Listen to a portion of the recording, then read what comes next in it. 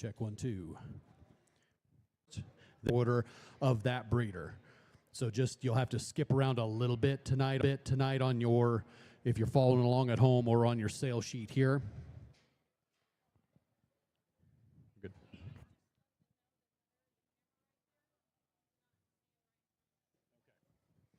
Those of you guys that are here for the live preview, there is a camera directly, I'm pointing at it right over here. Make sure you don't stand directly in front of that. So Jeremy Burkett, since you're a stout fellow, please don't stand in front of that one there. Yeah, behind is good. That's fine. Yep. So we'll go ahead and get started here shortly. Again, Alli Genetics will be first. We'll bring Weston, and I think Ralph's going to do the color commentary on Weston's group, and we'll get rolling here shortly.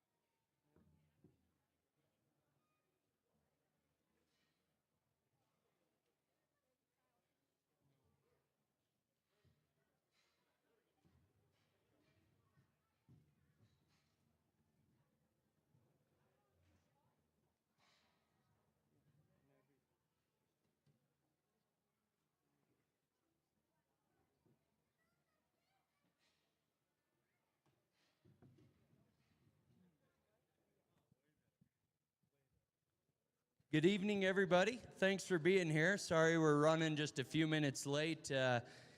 Not to make excuses for anything, but it feels like the whole day's been that way, just a little.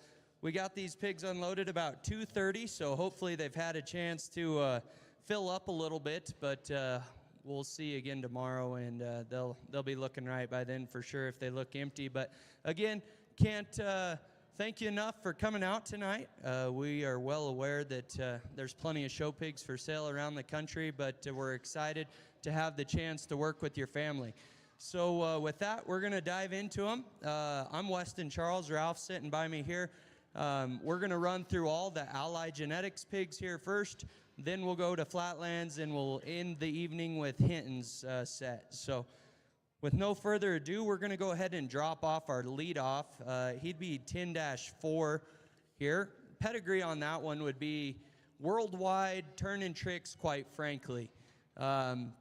It's kind of ironic at our house that this guy's our leadoff because we call his mom Lot 1. She was the Lot 1 of our farm sale there a couple years ago, and sometimes at auctions it's slow to get going, and it ended up working at our advantage because we're sure thankful we have her. She would have won our county, and then sister would have been reserve at Logan County, and if you dig into that pedigree, quite frankly, Sal would have came from G&S, from Kings there, and if you keep going there, that goes back to his kind of iconic Steeltown Sal. He was just still selling pigs out of that Sal on an online sale a couple nights ago I saw. So anyways, here's our leadoff. I'm going to let Ralph tell you what he sees, but one that we're excited to start things off with. Good evening, everybody. Thank you for being here. I'm feeling pretty humbled that I get to be the guy to discuss these Alli genetics pigs. If you haven't been paying attention, they're probably as hot as any breeder in the country right now. So it's a pleasure to get to sell with them and have them have a sale like this here. This guy comes out and automatically looks like the one that we need to start our sale with in terms of just the shape of his skull, the width and power that this guy has. At Weston's house, I think this one has as much muscle texture at this point than a lot of those ones do. I love the way that his muscles laid up on top of his skeleton. And then I think from a size standpoint, I find this one really interesting because he looks like the kind that if you need to go later, he has enough stuff that you can go slow and take it easy. Or if he need to, still make a county fair middleweight, I think he has flexibility from that standpoint, from a size standpoint. The muscle that he has, the shape to his skull, all those things say that he's very flexible. And when you want to show this one, elite look from the side. It's hard to be that stout-skulled, that clean at the base of your throat, and then still get out and move and be wide in your skeleton. I think an incredible way to start. Definitely look in on Lot 1 here.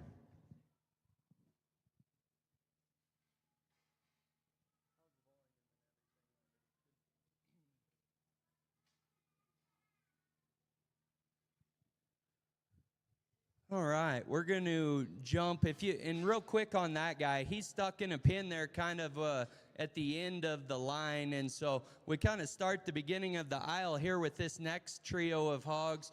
We're going to start there with tag number 4. That would be the kind of broken belt crypt orchid pig there that Landon's trying to grab with syrup. This guy is very frustrating, if I'm being honest, that he's a crypt, because I think there's some things on that one that I would love to use at my house. But long story short, this would be a worldwide wild side tricked out. The gilt that follows him would be a mate, so Luke's working on her. But again, worldwide has been incredible at my house. I wish I had more litters. Every one of them has been a highlight that we've had so far. Real quick on Mama here, this is her 3rd litter. Her 1st litter we would have sold pigs out of last year at this sale. There was a calico gilt that ends up going to the East Coast. She would have won a bunch of jackpots and then ended her career being very old, to be honest, at the Pennsylvania Youth Expo where she was 3rd overall. And then in her summer litter, she would have just raised a couple weeks ago the Reserve Division 2 at Fort Worth. And keep in mind, Fort Worth doesn't have light crosses or other crosses, so he was right there, really, really close, one we were proud of. So this mama's been killing it. That one fires me up. I don't know if I've made one that looks quite that stout and just different. And then sister here with the dot, I guess, take advantage of me bringing her here. And then finally in this group, we have a little bit different here. The calico gilt that's hiding in the corner would be a 15. This would be a mile-high Stand By Me tricked out. Of course, Mile High is the boar we sold at this sale last year. We're super excited to show you a bunch of those.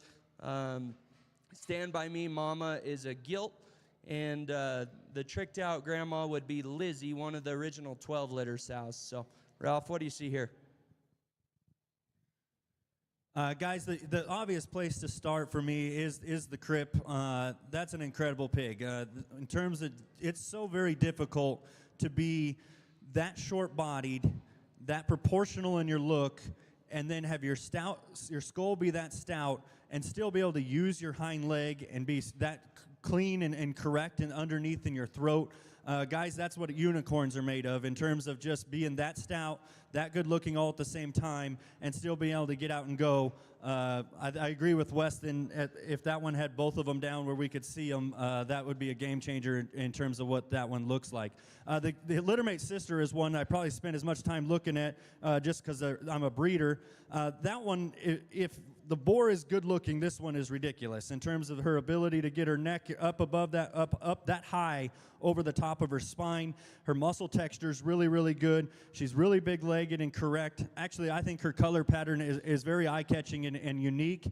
One that I think is especially good in terms of just the proportions and the look that she has from behind. And guys, we sort a lot of pig shows on the size of their hind leg. Both her and her brother are extremely good there. The calico is one that looks like one that's only going to get home. Whoever buys this pig is going to go home and think they won the lottery when they get home in a couple of weeks, because I think that the size of her forearm, the length of her body is correct. And then when you see her get out and go, we talk a lot about their toes going behind their tail. This one's hock comes behind her tail in terms of her ability to flex and go. Always something that you need to start with when it comes to feeding hogs. Really great trio here from Alli.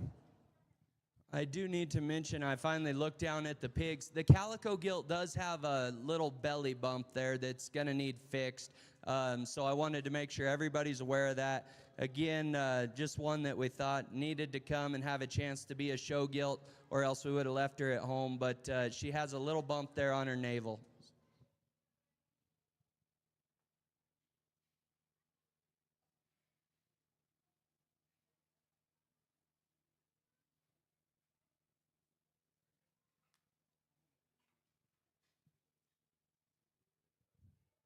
I've been failing to point out their tag numbers. I apologize, but you do have ear notches, I guess. Hopefully nobody's lost yet. Next, we're going to drop in 14 and 15. 14 would be the calico that is 6-4. 15 would be the chromed up pig that's 6-1. I promise I won't be this long-winded the whole time, but I have to talk about this sow line just a little bit. These would be culture shocks on Miss Abby. Miss Abby has proven to be something very special at our house that is going to be hard to replace for sure. She'd be an in-game sow, in-game provoked little bro. She's the mom of the Grand at Phoenix in her first litter, as well as a champion heavy, another class winner, and a sale-making gilt.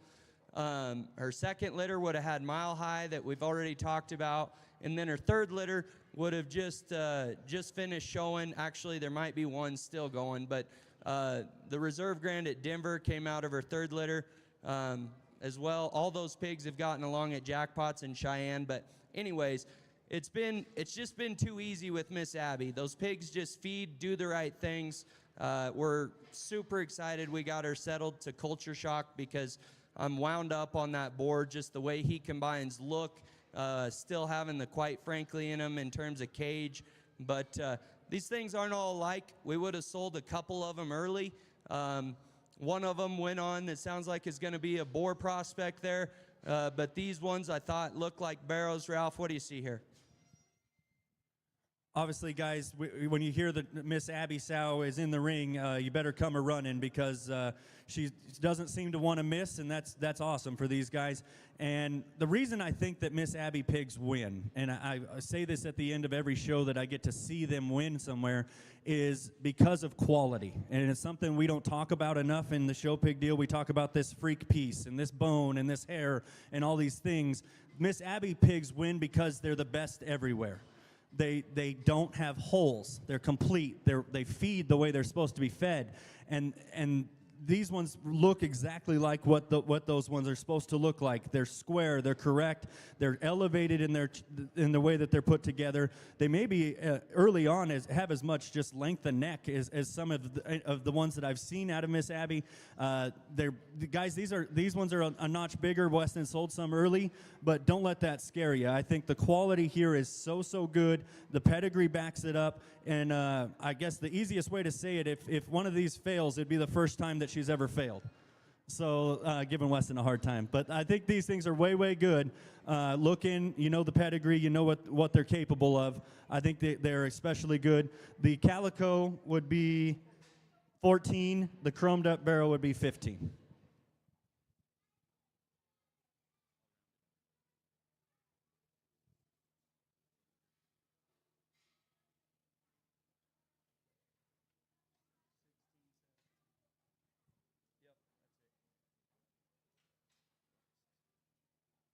Okay, we kind of switch gears from a size standpoint, but they're up in the sale order for a reason, I guess. We drop in 16 and 17.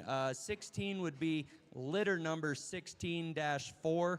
17 would be 16-3. So the one with the wider belt, more white, with the really fuzzy legs, would be tag 16 that Landon in the orange hoodie's on. Luke would obviously have 17. These would be Wide Awakes, Trick Daddy, sold never before. I know Wide Awake has been around, but again, we were just talking about ones that can use their hind leg, not messed up. We know how to mate Wide Awake right now. I'm excited about these. Mama's a gilt. Grandma would be the record-setting Boble sow that we bought at King's when we just kicked off, went from Charles Show Pigs to Alli.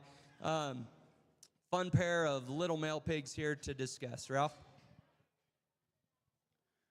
We shifted gears from a size standpoint, and obviously that opens up the show window a ton.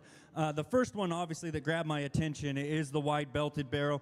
I said it earlier that size of hind legs will always seem to get you a second look when you come out the gate, and I think that that one is impressive. Not just the hair on his legs, but just look at the size and the width between his dew claws. He seems has a very feedable, as I'd call it, hind leg as he goes away from you. That one has some room to continue to get stouter, continue to get burlier, which is already a really big-legged pig that I think continues to grow into his skeleton. I think the show window here is really big. I think if you wanted to be a lightweight at County Fair, you could. To me, these read like State Fair middleweights that are all the way, that could be extremely high quality. The one that Luke has is one that is especially unique, that he can get his shoulder up that high, put his ears over his spine, and not be straight in his blade. And I think that's where that Wide Awake stuff comes in and does such a good job, is making good-looking hogs that are still correct in the way that they're built in their front skeleton. A really good pair here that fit a lot of different kinds of shows. Man, that's an impressive look that Luke gets that one stretched out like that. I think these two, the ceiling is extremely high, especially like the denseness of the wide-belted guy. So again, Luke in the black sweatshirt would be on tag 17, 16-3. The wider belted pig would be 16-4, tag 16.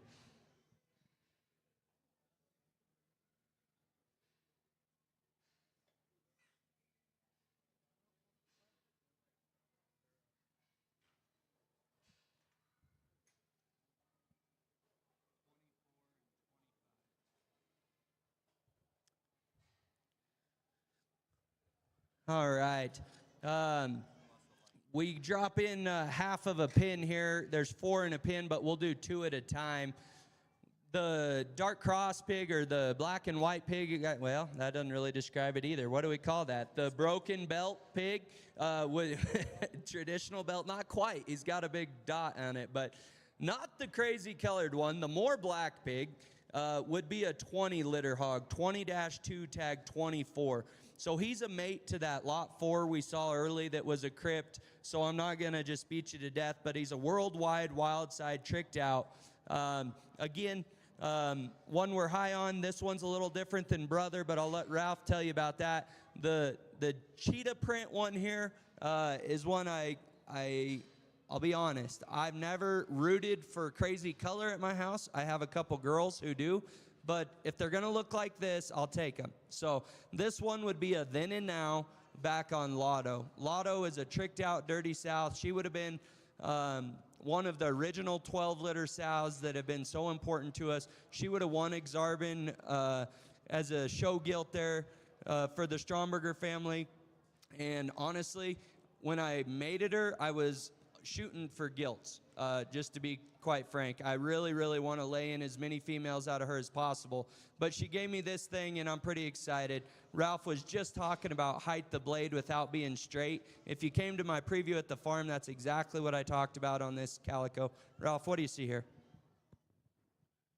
To start with the one that Luke's on, the worldwide pig, the lot 24. Man, we saw his brother come through earlier, and we talked about bore potential, but he didn't have the right plumbing. To me, this one reads more like a barrow in terms of that the range of where he fits in terms of the show ring is maybe even better than brother in terms of length of throat. He's cleaner. He's just cleaner in his edges and makes him a better barrow from my eyes. And I love his tail, the way his hip is designed. I think the sky's the limit on that one. Take that one home and get him into a competitive county fair. I think that one is very, very good. The calico is extremely fun. I got to be honest, when I saw the picture of this one on Facebook the other day, I think it was him, I thought, man, that's a really burly, that's a really stout one. I wonder what that one looks like. Surely he can't be that, he's not going to be good looking. He's going to be a really heavy muscled, really dense one. And he gets out here, and man, that's a striking pose from the side in terms of the way he can put his ears over his spine. And then when you get him in motion, his hind leg completes that step so very, very well for one that is that dense, that stout, and that short bodied. He really can flex. I mean, he can put his front leg right where or his back leg right where that front one almost left and take it well past his tail. It's pretty special to be dense, stout, and burly and have a crazy hind leg in 2026. I like those quite a bit. So the belted one is lot 24 that Landon's on. The crazy colored one is lot 25.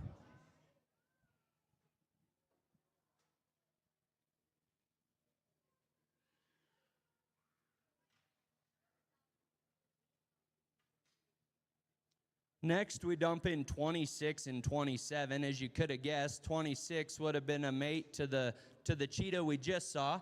And then, so he's a then and now tricked, which would be Lotto. 27 would be a 15. That's our first is that our first 15? Second. We saw that calico gild earlier. So 27 is 15-4, mile high, stand by me, tricked out. I don't know. I haven't looked at the list to see if Flatland brought us any Stand By Me pedigrees, but really quick on Stand By Me, I went down to Comfort there to King's a couple years ago, and my favorite male pig in the whole sale was Stand By Me. That boar ends up there at Beeman's, and we're sure glad that we have a daughter who's entered production, because I think things look really good here in terms of generating short back power.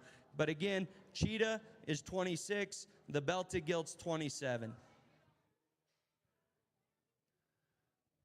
The second calico comes out here, and a lot of the same things can be said in terms of shortness of back and power. This one's a little more extended off probably both ends of his skeleton, and just a bigger, gonna go to a bigger weight would be the safe way to put it. I think he's really cool from the side, especially on that other side where it's white underneath. I think that helps him look even longer and more extended up front. Size of his hind leg is good. Guys, this is probably just a even safer version compared to his brother in terms of just he fits a variety of shows. He's still has all the same attributes that are extremely, extremely good. And then if you like those kind of colored ones, he's got extra color for fun. The gilt made me stand up in my chair, to be honest, when that one walked in. It's incredible to be that good looking, but then when you look down at the shape of her blade and the shape of her forearm, this one is going to be very, very stout. She's square at her pins and square the way she goes and comes away from you. She looks like a gilt. To be honest, she looks a lot like a gilt that Weston had a couple of years ago that won San Angelo to me at this size. She resembles a lot of the same qualities in terms of bone with elegance, flexibility, the balance that one has from the side.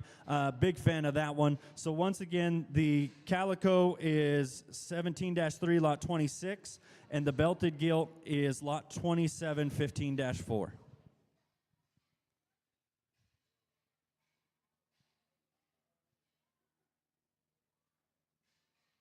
If you have the same paper as I do, it's time to flip the page here.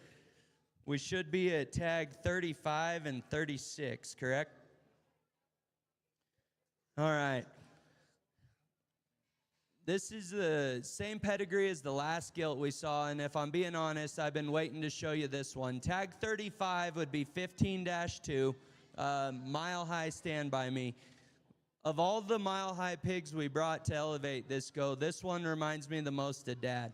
I'm a big fan of that one. Sister, again, we'll let Ralph break them down, but the gilt with more white would be a 15 as well. She'd be 15-6, tag 36. This litter is obviously extremely deep, so it's fun to talk about them. Mile High was one that was extremely fun when he came through this ring. He resembled so much quality. He looked like a boar when he came through here, and he brought money that suggested that he should be one, and it looked like it worked. I couldn't wait to see these pigs, and what I was hoping to find was one that looked like 35.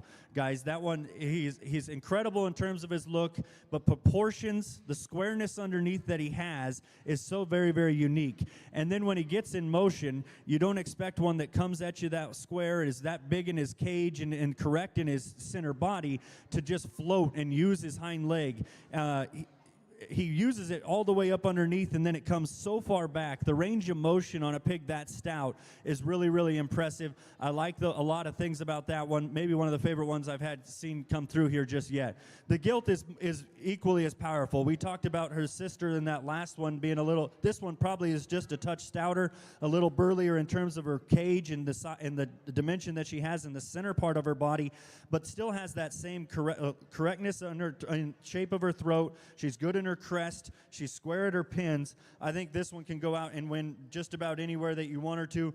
And then this one looks like she could feed for a minute too. If you were wanting to show into a big gilt division, I think these two are extremely, extremely good. Excited to see more of these Mile Highs. I know these things aren't chasing the best, but I hope you're getting the looks you need online there. Again, the male pig there was tag 35. The wider belted gilt would be tag 36. We're going to drop down to tags.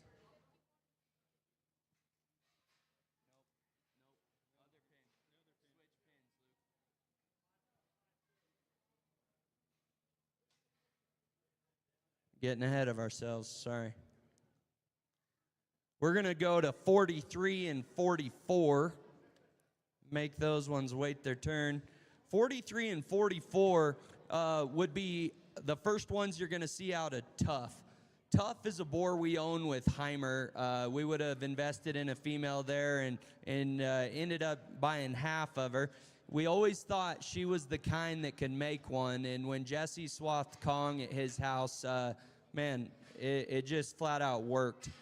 We love what Tough's bringing in relation to Kong. I think maybe we're adding just a little more look and extension blade forward with less sort on our hind leg, but I still think as a whole that boar is generating a ton of cage. But anyways, tag 43 would be 5-4, the Barrow. He'd be the kind of more traditional belt here that's hiding in the corner with Landon in the orange. Are we getting a look? There we are. And then 44 would be the gilt with the dot on one side there. Again, these would be Tough, Young Love, Believe in Me's. The Young Love mama would have came from Sloan. We would have went out there in person and found her, and we were pumped up that we got her bought.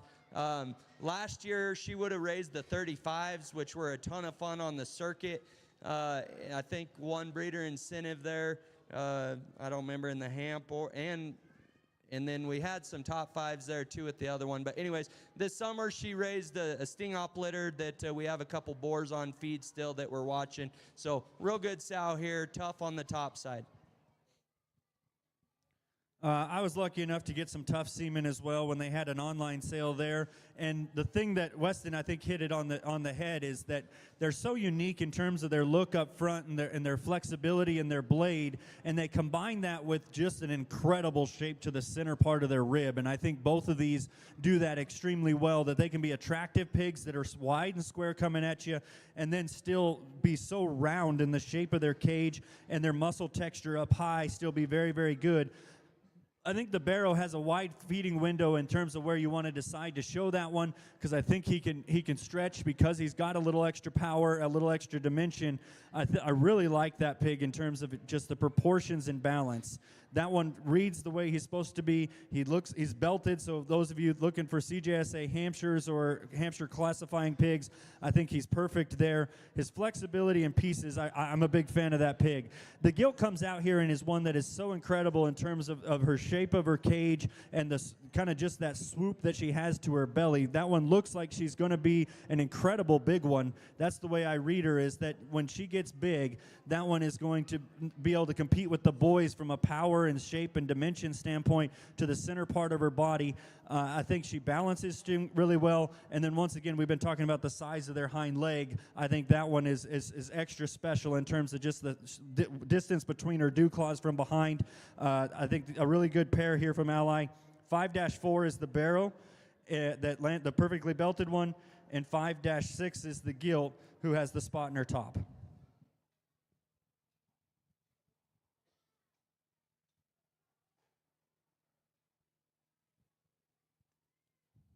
All right, now it's the gilt's turn that snuck out earlier a little prematurely, but this would be tag 51 and 52. Both of these would be 23 litter gilts. The gilt with the belt would be 23-4, tag 51. The black gilt would be 23-3, tag 52. This litter is very deep, but I'll be the first to tell you that these two are different. These are Clouts, Here I Am, Kingpin, House Money. And I know that not everybody cares about pedigrees as much as me, and that's okay. But Mama here would have raised Kingdom Come. Her sister would have raised the Reserve Grand Barrow at San Antonio a couple years ago. Grandma would be a 16-litter Kingpin, which everybody in this game knows about those sows. And then great-grandma would be Next Intention's mom. So we can't make them much more royally bred there. This would be our second Clout litter that we've sold so far. I guess Wide Awake taught us a lesson a few years ago of, how to use that boar. When we all saw him in his rookie crop, I think we bred him wrong.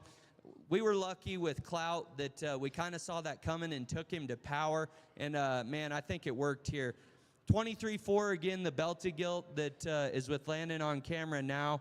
I've been describing that one as a main heifer to people. Just that kind of front third and that kind of running gear. I dig that one. She fires me up. The black one, to me, reads Sow Prospect. She is stout and dense. Ralph, what do you see here? I think that's a good analogy on the belted gilt. That one's future is probably the word I would use in terms of that look and that extension up front. One thing I noticed on this one when she walked in, and I noticed it when she accidentally got in here earlier, is it's very hard to make one flat at the top of her hip and have their tail jacked up like that one is, and still be able to range the motion of your hind leg. That's probably what makes her so unique to me, is that she can be stout and then have that silhouette from the side of that heifer look that Weston was talking about, being so level to her tail, and it hasn't messed up her hind leg, which is very hard to do. And then, guys, I don't know, I mean, we got a lot of pigs still to talk about, but I don't know if you'll see many that are stouter than this black one. Just stoutness of her skull, the shape of her blade, the muscle that she has, the impressive view she has going away from you, not only bone, but just the texture of her muscle. I think that one has some feeding flexibility because she is so stout, so you probably don't have to get in a hurry if you don't want to, but she looks like she likes to eat feed, so if you need her ready early, she definitely could. Big legs, really short-bodied, and looks like one of those that's just going to look like that all the time. Even if you're holding her, if you're pushing her, I think she's always going to have muscle like that. The black gilt would be 52, and then the belted one would be 51.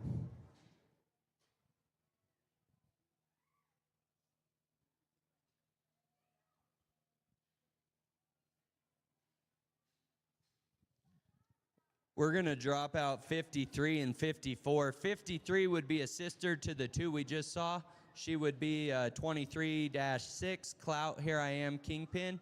And then the gilt, I don't know here, well, more white here. She's got a white back leg, I guess, maybe is the best way to identify her on camera.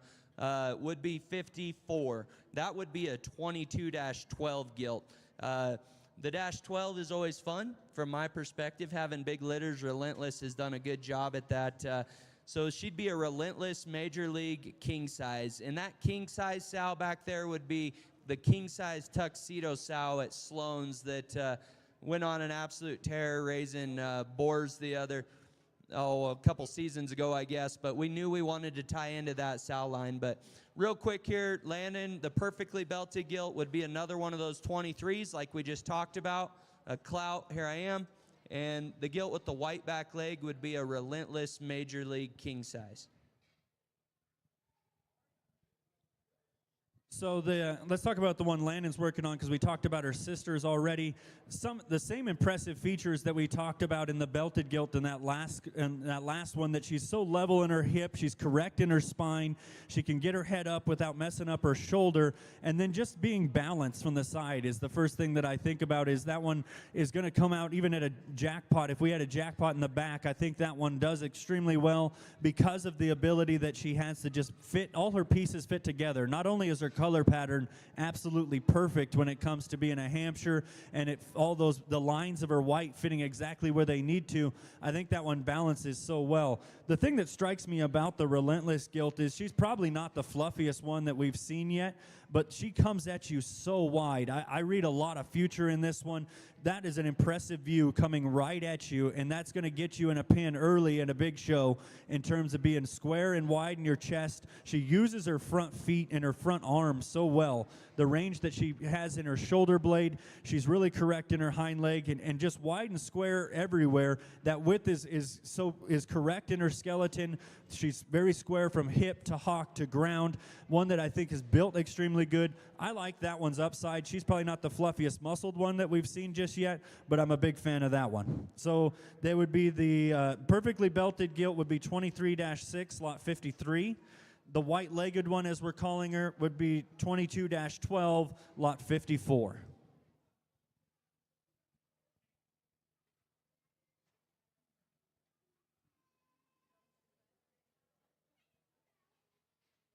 All right, we jump back to some boy pigs. I know not everybody's in the gilt market here, so here are a couple brothers to that last gilt we just saw. We have tag number 61 and 62. 61 would be 22-6. Again, we're going to go with, he's the one with a little bit of white on his back feet. And then the hamp marked boar pig there with a white dot on his head would be tag 62 22-5. So again, these are Relentless. If you fed a Relentless, you've probably enjoyed it. That boar is super hot. Again, we were one of the lucky ones that got a litter of Ruthlesses, which would be Relentless's sire, before he died early. And we figured out that you gotta link the body appropriately here. And I think Relentless is the same way. We were really disciplined and aggressive on taking him to very, very short back, burly ones. And I think this is what I was hoping for, I guess. Ralph, what do you see here? Am I full of it? Guys, these come out, and we were talking about the sister a minute ago being so wide and square and correct in terms of that view up front. That one that Landon's working on is the one that caught my eye right out the gate. That looks like a really big forearm for a little pig. I mean, not only has it got the aesthetics of hair and a little extra fluff down low, I love that one's proportions, the way that he ties all his spine together. I think that he's correct in his cage and the way that he's built there. And still an attractive one from the side. That one looks very, very good to me, guys. I like that one. I'm probably going to put a star next to that one, just in terms of looking like he has a ton of upside without being giving up any kinds of bone and power and dimension. You know, I think those Relentless things can still be later maturing, and I think this guy still has that much bone I think the upside on his bone is only going to continue to go up. The star-headed one that Landon has is probably more extended. He probably gets to a bigger weight comparatively compared the two, but I think he still has those same width of chest, that correctness in terms of the way that his shoulder blade's designed. Look at the way that blade sticks out right there. He is a powerful hog that's going to be extremely dense, and then when you get him going away from you, that's a pretty big hind leg for a little pig at this size. I like their pedigree. I like the way they look out here. A good pair of hogs. So lot 61, 22-6, and lot 62, 22-5.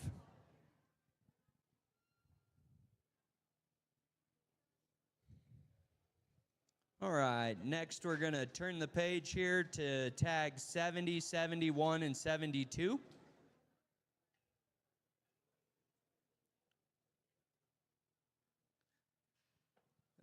We get to jump into a new litter that I'm excited to tell you about here.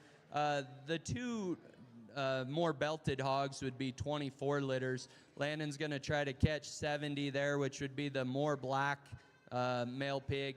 I hope that he'll pose for us here on the side, but he would be a mile-high, tricked-out white noise.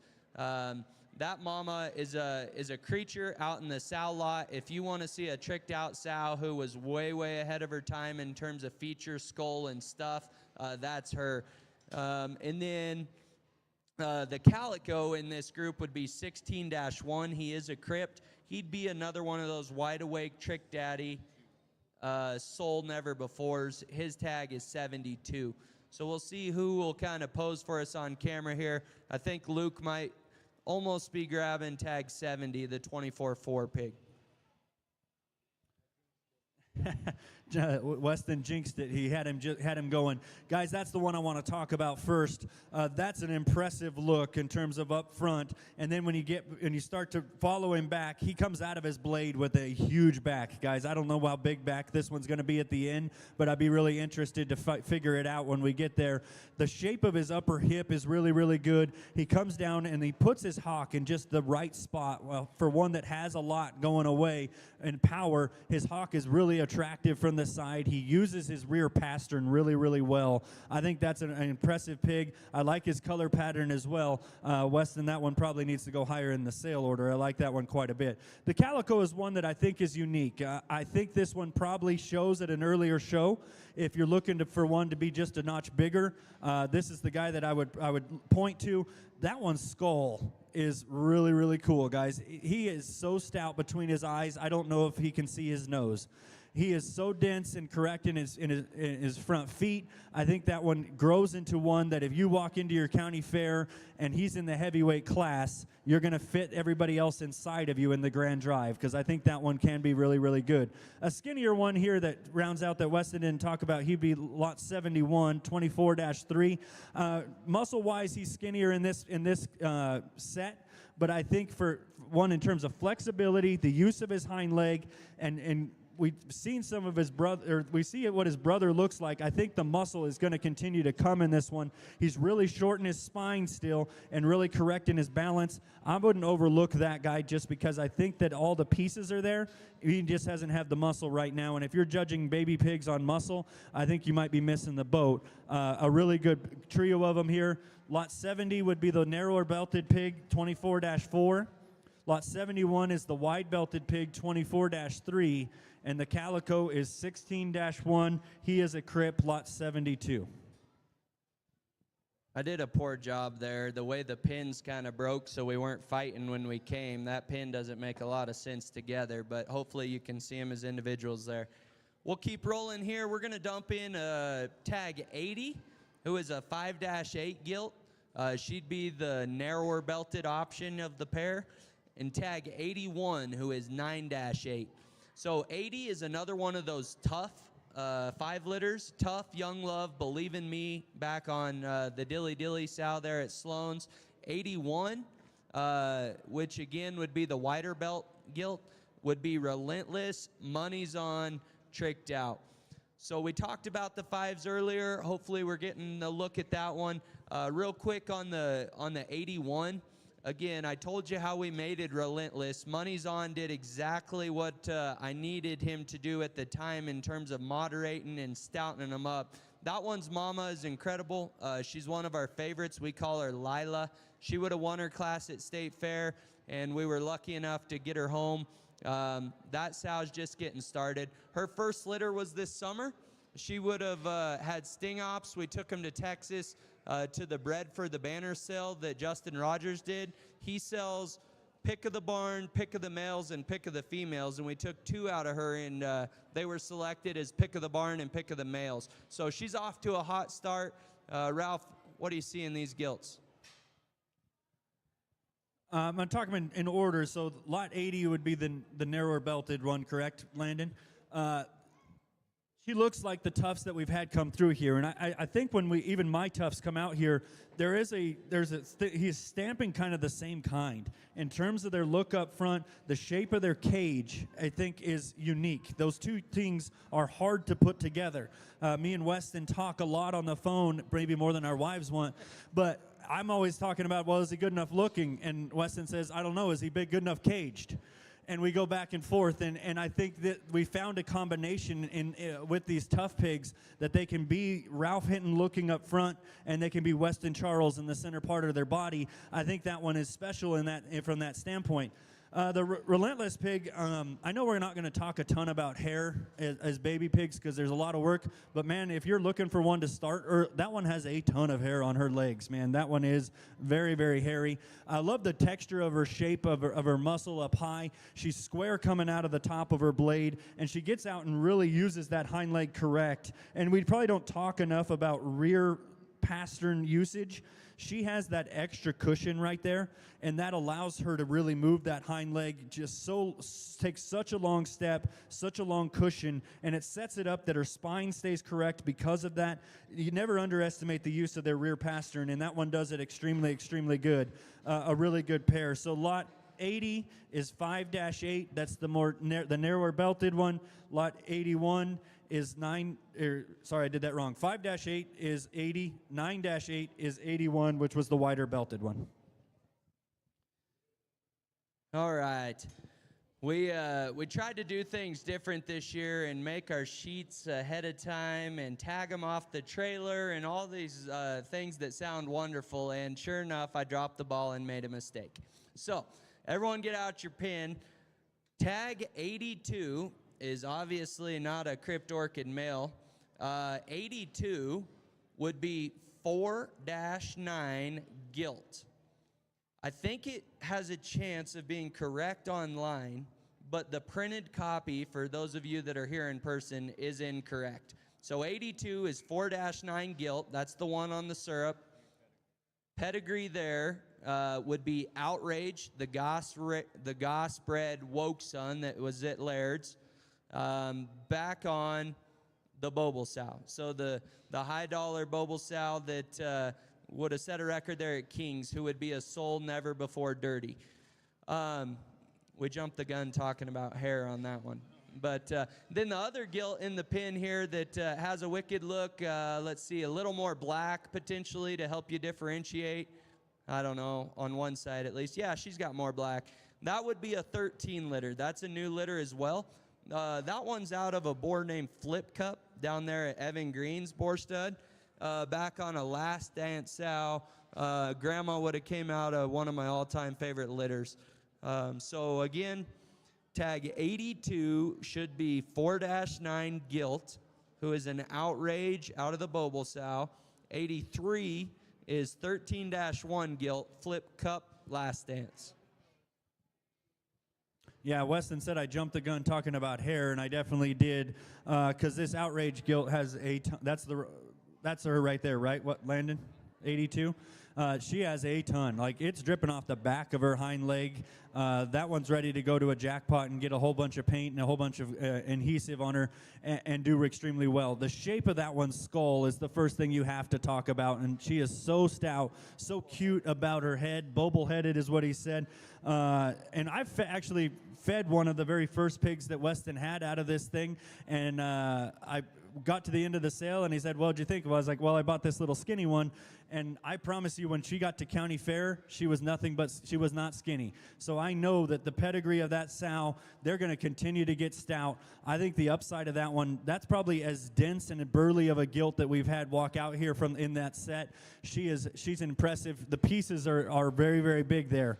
The gilt that the flip cup gilt that Luke's working on, man, that's an elegant look from the side, guys. That's one that's still square at the base of her chest, but she's so long and elegant from the side. She looks like she can push to a heavier weight and be one size bigger and just look like to be so impressive from the side and still be so powerful. A little skinnier in terms of her flank, but I think that's what it makes me think that her upside as a heavier weight pig is going to be extremely, extremely good. So once again, the really hairy, kind of off whiter with one with more white on her is 4-9 lot 82.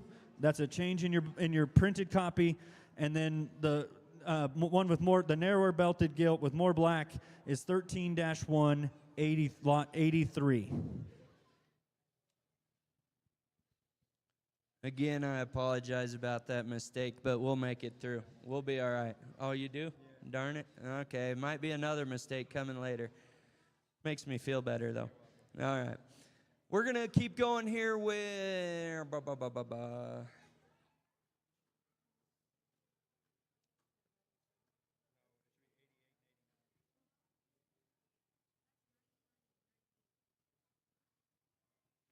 think we skipped a pin back there. Should we just do it out of order? Does that mess everybody up? Or, yeah? Should we fix them real quick? We'll fix them. Hold on. Give us a second.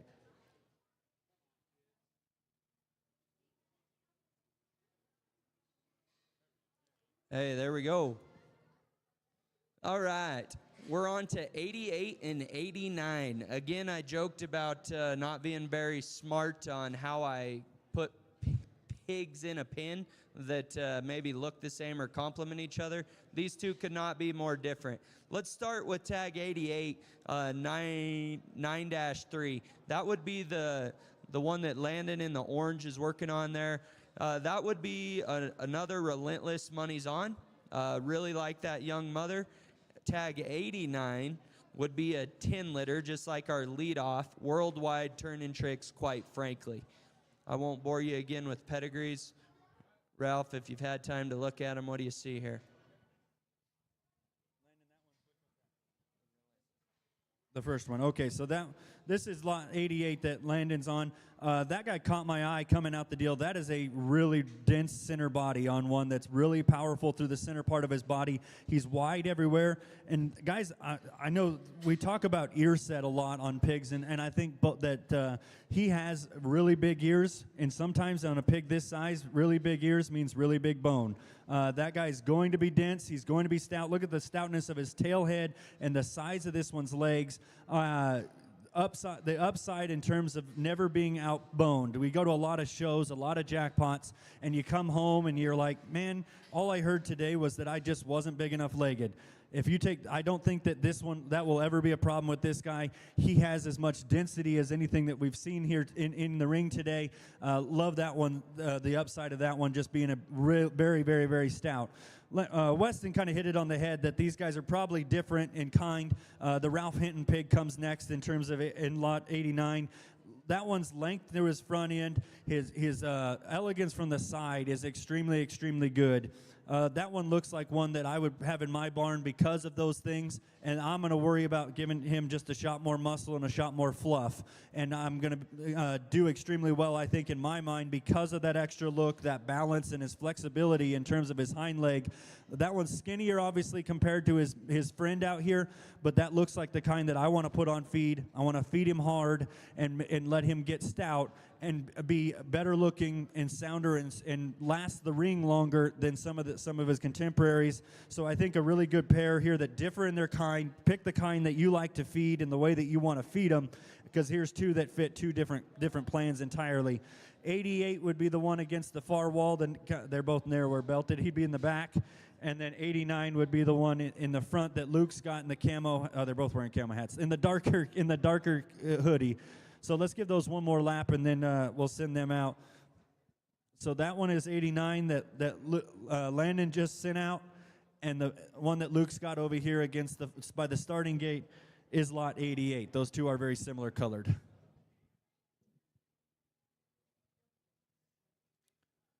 All right. We got it right this time. We're going to jump down to 96 and 97, a pair of mates. I don't think we've seen any of these yet. This would be, I guess, the third litter of Relentlesses we're going to talk about from my set. These would be Relentless Make It Happen.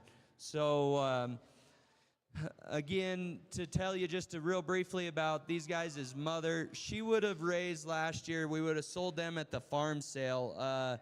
That litter would have been incredibly popular. There was like, I don't know, there's a bunch of them. Lot 2 was a really good barrel that I was high on. But anyways, ones that kind of stuck out there, Lot 4 ended up being a boar called Midnight Journey there in Iowa for Egger's crew. And then there was a gilt who, man, I don't know if I've had seller's regret as bad as one like that.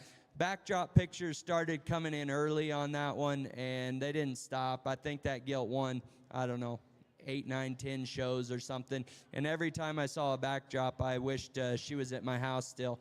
But that'd be out of the Make It Happen. Sal, again, these are Relentless on the top side, Make It Happen on the bottom.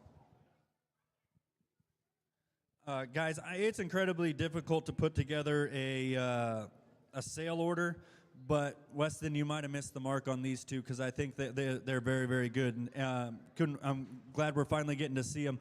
Guys, the proportions on these guys is so very, very good. They're short in the center part of their body. They're long in the front half of their body. They're wide coming and going and impressive from the view from behind. But I think that the thing that catches me off guard is that they're this wide and this dense and then still just proportioned so well. They're square going away with a big pin. It's hard to keep that hawk in line when you're that stout at the top of your tail. I think these guys do this extremely well. They're good-haired pigs that are balanced and square. I think these things look very, very good for Relentless pigs that are going to continue to get stouter. I'm talking them both as a pair, but the one Landon has is probably the denser one with a little... Appreciate. Thanks for being here. It's been so fun to see familiar faces and some new ones as well. We're going to end my set tonight with tags number 98 and 99. 98 would be the really, really deep black one there with Landon that has the orange hoodie again. This would be a mate to my leadoff again, and one that I'd be lying if I say didn't fire me up. Worldwide turning tricks, quite frankly. I could watch that one motor all day long. Tag 99 would be 11-2. Mile high, buckle up, anything goes. If you know me, you know that I haven't used buckle up much. This is the one and only buckle up sow on the farm. And I promise if you saw her range of motion and athleticism, you'd question it. But her leg size kind of leads to that, I guess. Grandma here would have been the mother of the Grand Gilt at San Angelo. Stems back to the same sow family that would have just been champion middle there at San Antone last week. But again, the darker black one would be tag 98. And the one, maybe the bigger one that needs to hit an earlier show would be tag 99, 11-2. A great way on a very deep set from Alli that these are the last two that we're going to talk about, because this one that Landon has, I like this one a bunch, guys. He looks like a baby Labrador puppy where his feet are so big and he is so dense down low but yet he hasn't just bloomed up high. And those are my favorite kind of feed because you know that it's coming. You know that the denseness is going to continue to get better. I think that's a very, very good pig that maybe isn't just as stout as his brother, if you remember all the way back to the beginning in terms of a muscle standpoint.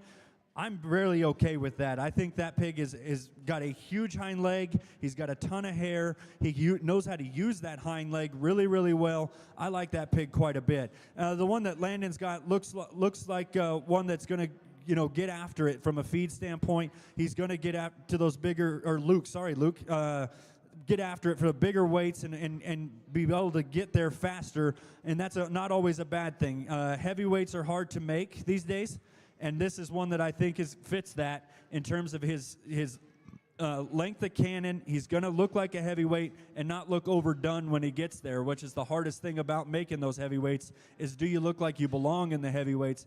I think that's a really good pig that's got a lot of dimension and power, really big legs down low, a lot of upside on that one. A great job by Alli, a really good set.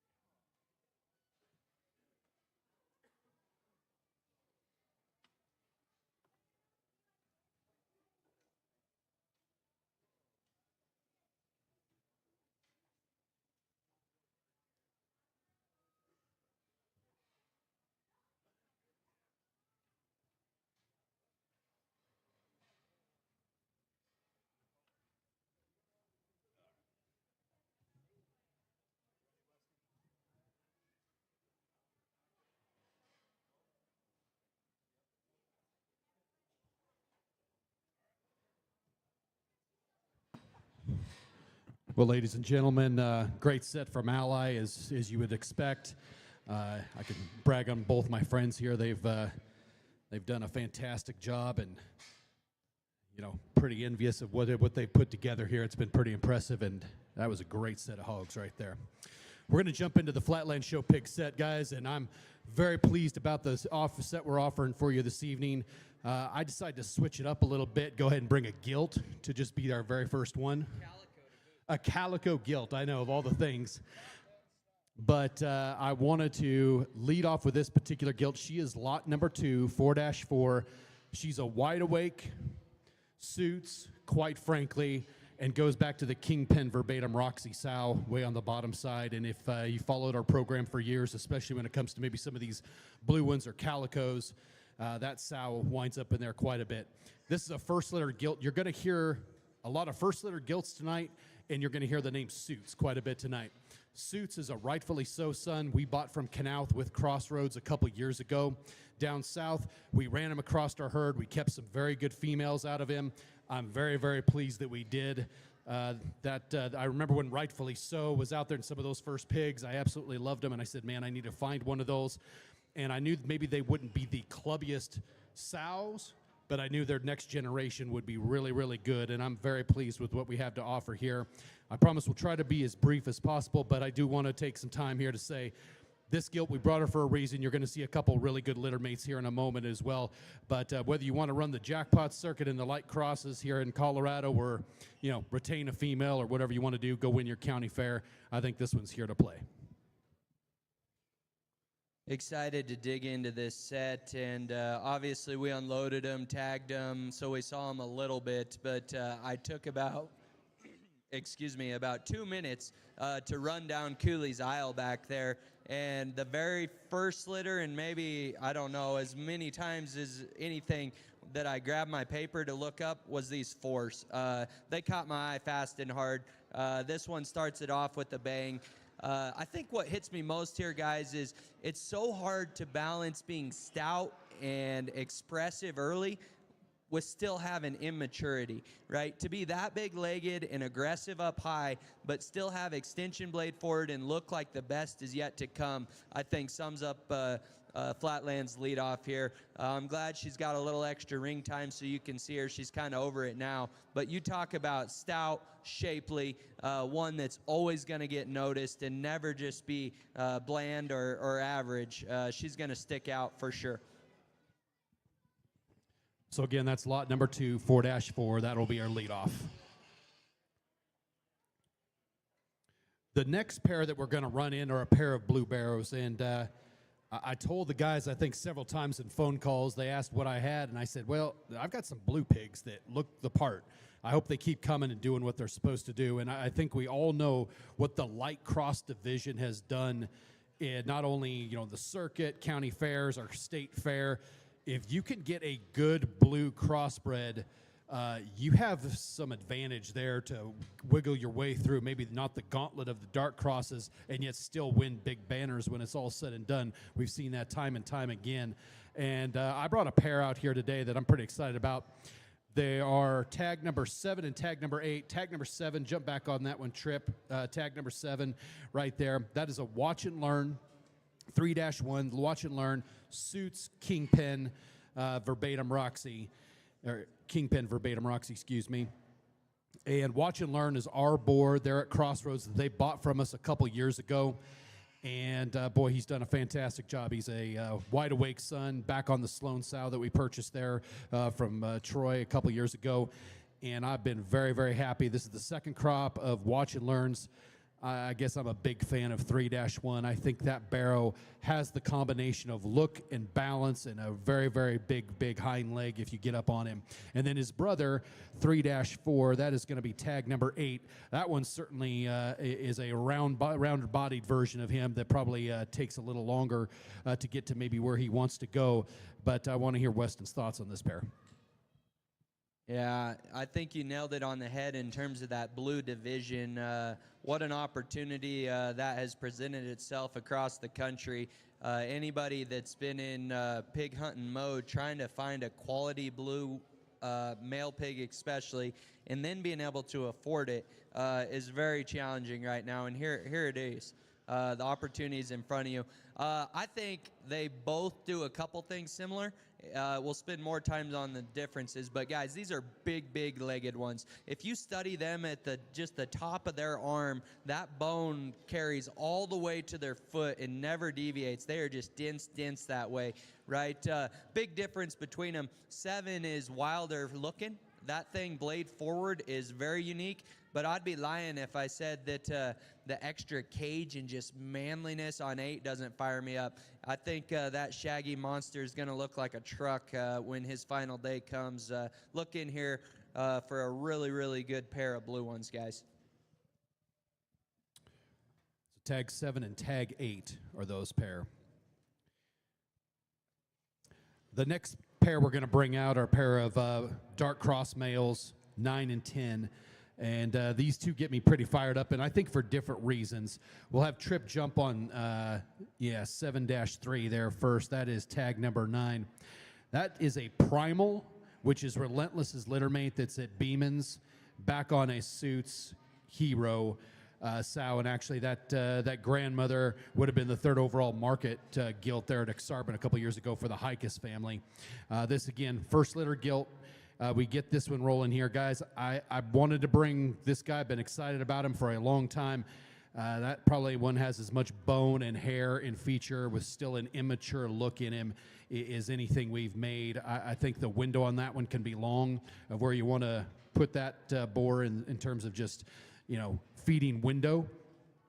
And but that one's pretty neat. And then 4-1, we talked about the calico that led off our sale. This is the littermate male. He's a barrow, wide awake, Suits, quite frankly, is the pedigree. And I tell you what, we talked about wide awake. That's one of those boars, Weston, that this is his 5th crop now. We've used him every single time because he keeps making good, complete, functional market hogs that can go win big shows. And I think this one fits the mold here. I want to get your thoughts on this pair. Yeah, we need to spend some time on this pair. They fire me up for sure. We come in with 9 here, and I guess one thing we noticed on our last board tour, I don't know how many Relentless and Primal sons we saw. There's a bunch because everybody's excited about him. But, man, that hair is the real deal. And the hair texture on that guy is incredible. But what matters with hair maybe even more is the bone underneath it. By the time that guy has hair that's 4 inches long laying off a leg that is absolute giant, he's going to look like an absolute creature. But like you said, in terms of what Primal did, or I was about to say Relentless, his brother, but what Primal did for you there, blade forward, that guy is so unique to combine that look with that feature and be shaggy. What else do we need to do? I think you did it. Good job. Good job. Feed him. Yep.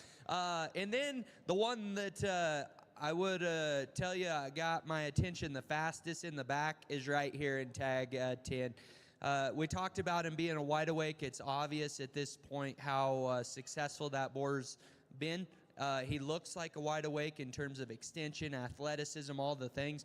But if I'm buying this guy, one of the big reasons I have even more confidence is Grandma is, quite frankly, anytime we do wide awake and quite frankly in the same pedigree, it works. Why? Because he's got a cage like quite frankly and look and a hind leg like wide awake.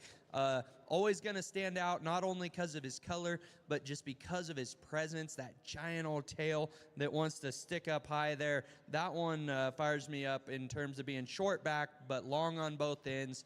Really exciting pair there in tags 9 and 10.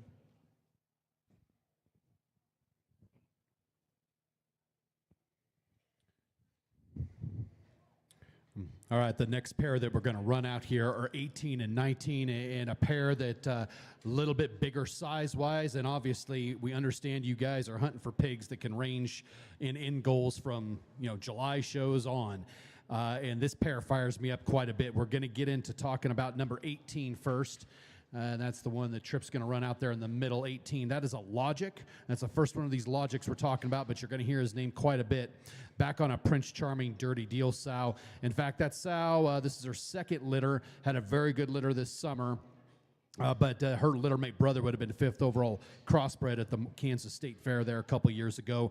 And then Logic on the top side, guys, that's a brand new woke son there at Beeman's at the 3s that Keplinger raised. And in fact, I was so intrigued by that boar when Keplinger sold him in the exchange. I think I bid on him quite a ways that night, and I didn't get close because he brought 110,000, and I think I stopped about halfway in, but because I loved him so much. But as soon as I saw him, I booked semen on him. We had litters out of him.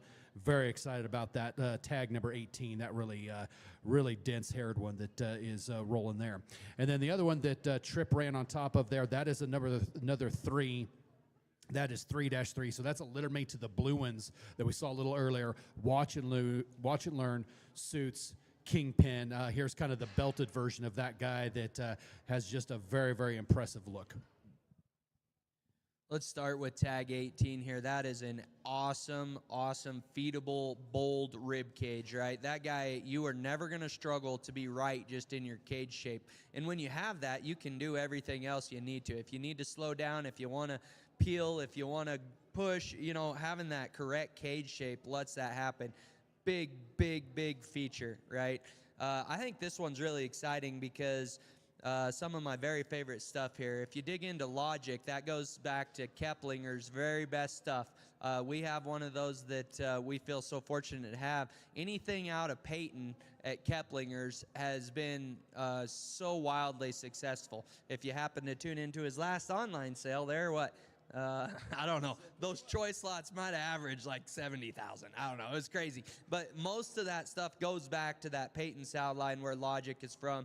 But then on the bottom side, you have my favorite sow at your farm potentially, back in the Dirty Deal sow there back in it. I remember when you sold those Prince Charmings, tried to buy one.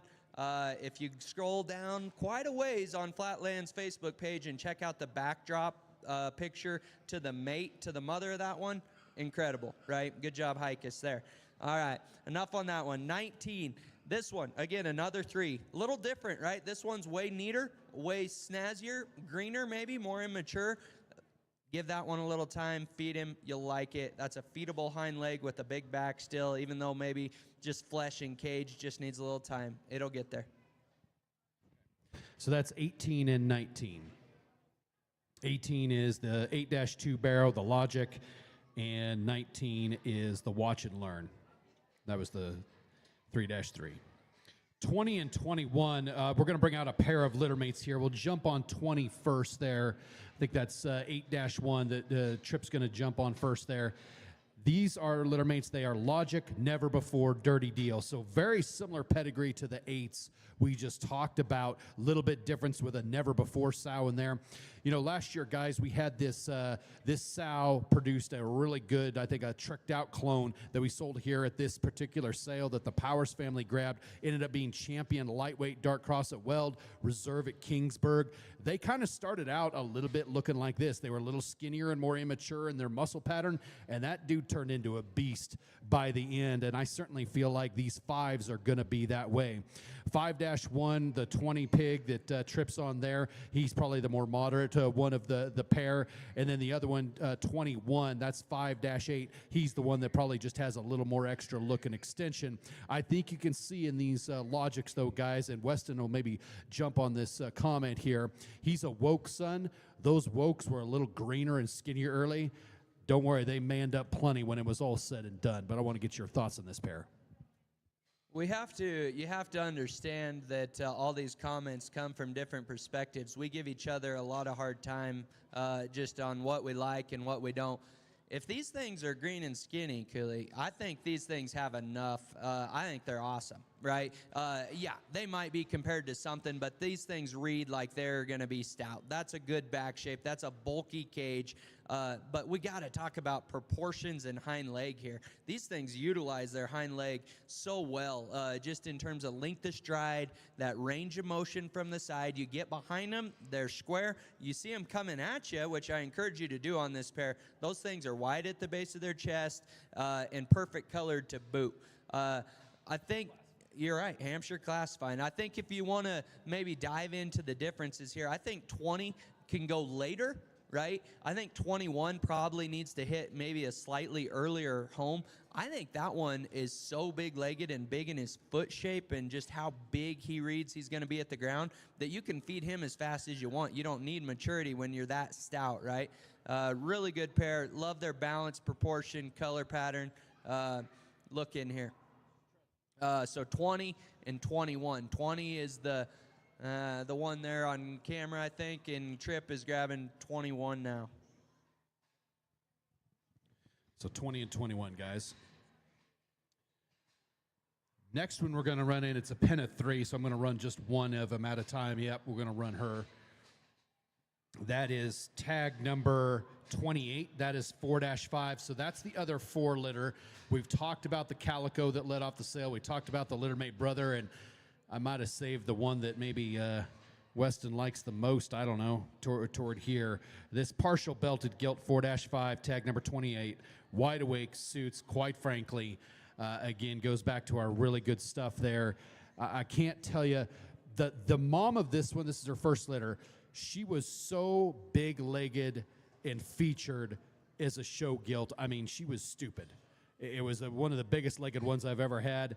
And I was so excited to get her into production, and I thought Wide Awake would work perfectly on her, and I've been just pleased as punch with this trio of 4s. I think there may be one back home still, but that has a belly bump that I got to get fixed, but man, I like this one. I think where the advantage lies on this one is her length of body. For being a Wide Awake, that is such a short-spined one. But then you still have all the advantages that we expect from Wide Awake in terms of look and just comfort out here. I know she's fighting the whip just a little bit, guys, but that one, her angles are so good. And just to be that short-backed and have Wide Awake in your pedigree excites me a bunch. There's a dark-hided one, guys, that you need to dig into there for sure. Comes from an awesome, awesome litter. So that is tag number 28. The next pair we'll run out here are 29 and 30. This is a pair of litter mates, 6 litters. The Barrow is 6-9. We'll jump on him first. And then the gilt is 6-5. These are Wide Awakes. Again, Wide Awake has done such an incredible job. We're super pumped about getting him, still using him. The sow, this is our first litter gilt, Money Moves Gangster. She was actually one I purchased from Heimer as an open this last summer and has built the brand sale because her legs and feature were just absolutely gargantuan. And she was one of those that had just a very, very unique feature to her. Guys, I'm telling you, where we want to fit these guys in a show window, I think these can be big heavyweights and still get there in the end, which is tough to do. We have them pretty boxy nowadays where it can be challenging to get to a heavyweight class. These guys looks like you can take them home, feed them, let them roll, and they're going to have the feature that still takes to be a heavyweight. And then tag number 30, the gilt that Tripp is on right there. That one has a sharp look and a very aggressive back shape on her with still big legs. Yeah, I think for being ones like you talked about that can be big hogs, though, that tag 29 is unique for being that tall, still being short backed. Really awesome link to height there. But what caught my attention first on him is how huge his front arm and foot is, but he's still so great in his pastern, right? Sometimes when we get him just giant-legged, we struggle there. That guy's got a really secure front foot, good coming at you. Really love just his blade and forearm there that lets him be tall, but not long-bodied. The gilt is probably maybe more my speed in terms of just look and shape. That one's pretty shiny. I think she will always fire you up when you see one like that parading from the profile there. Good pair of mates in tag 29 and 30.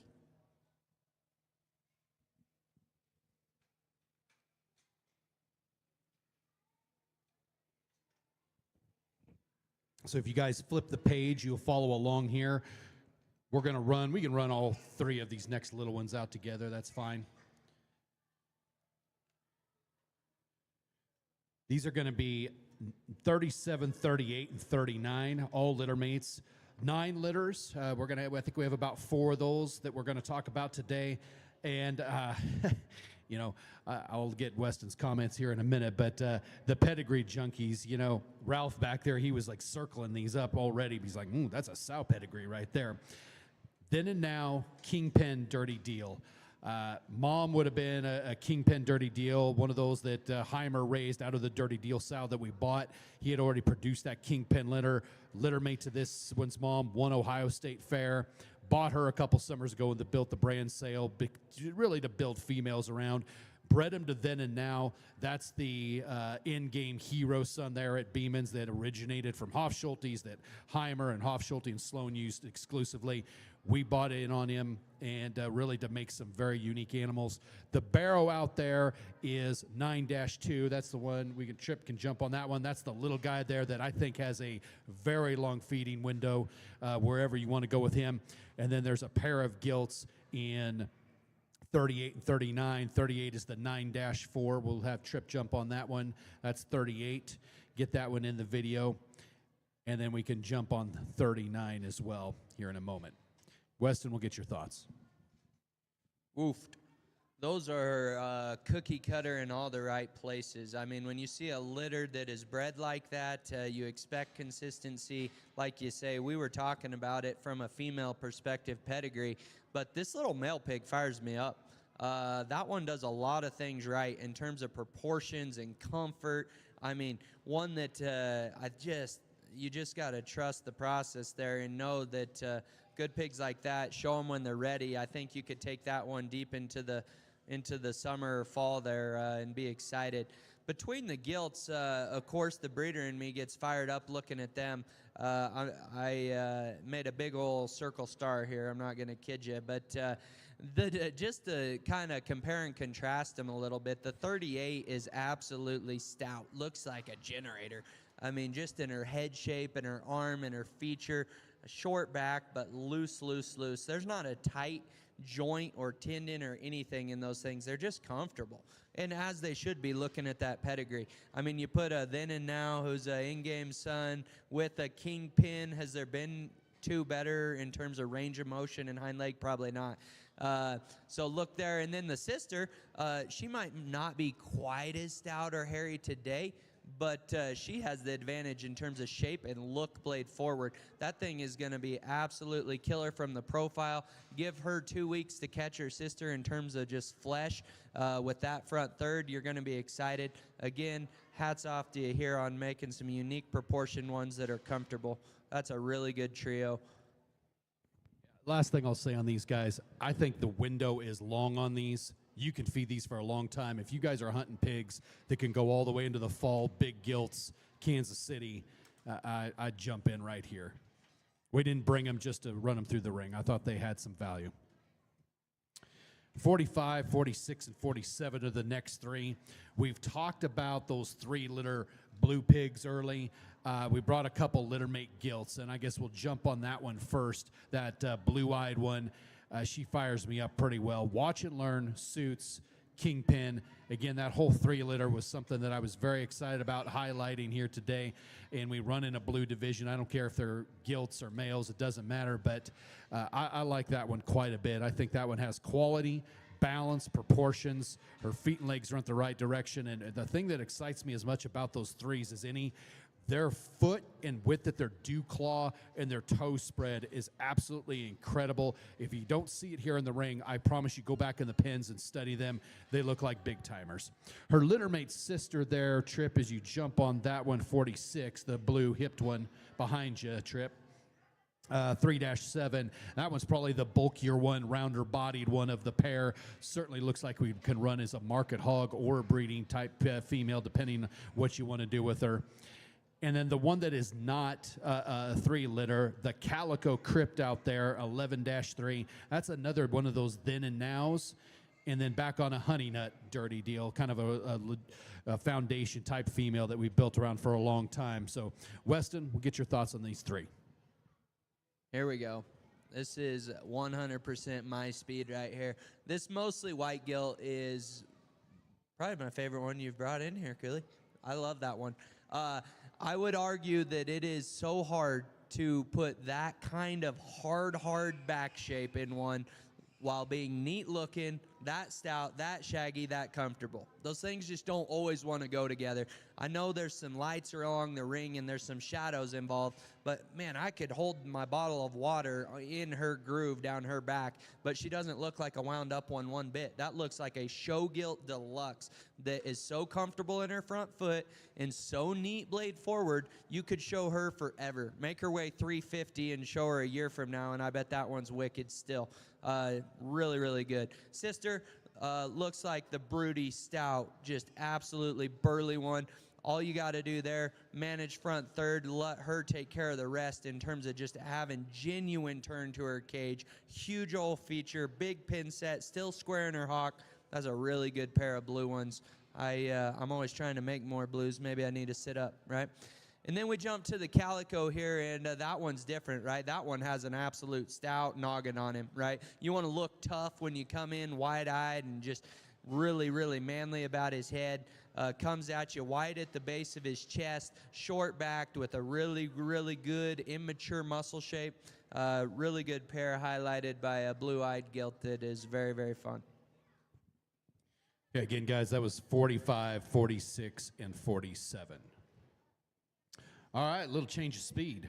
Yeah, I brought these specifically for Luke Charles, wherever he's at. But I don't know, Landon said Luke's given up on the Reds, and he has them all now. So the reason I say that, guys, these are tag number 55 and 56. 55 would be 20-8. 56 would be 20-4. They are all the ways Wintex 312 Hammer. The mom here would have actually come from Alli Genetics. Bought her at their farm sale a couple years ago, or I guess it was in Brush that year, and it took us a minute to get her going as far as getting her bred. This is her first litter, but that Hammer sow obviously generated a bunch of really good red ones for him. She had a fantastic litter. I think she was 11 of them. She farrowed them all out in about an hour and 10 minutes, all on her own, and if not even that long. I think I left. I was in Texas judging. Caitlin called me. She said, hey, why can't all the crossbreds do this? I said, well, I think we've bred that out of them. But these Durocs still have the ability to go lay down and have babies.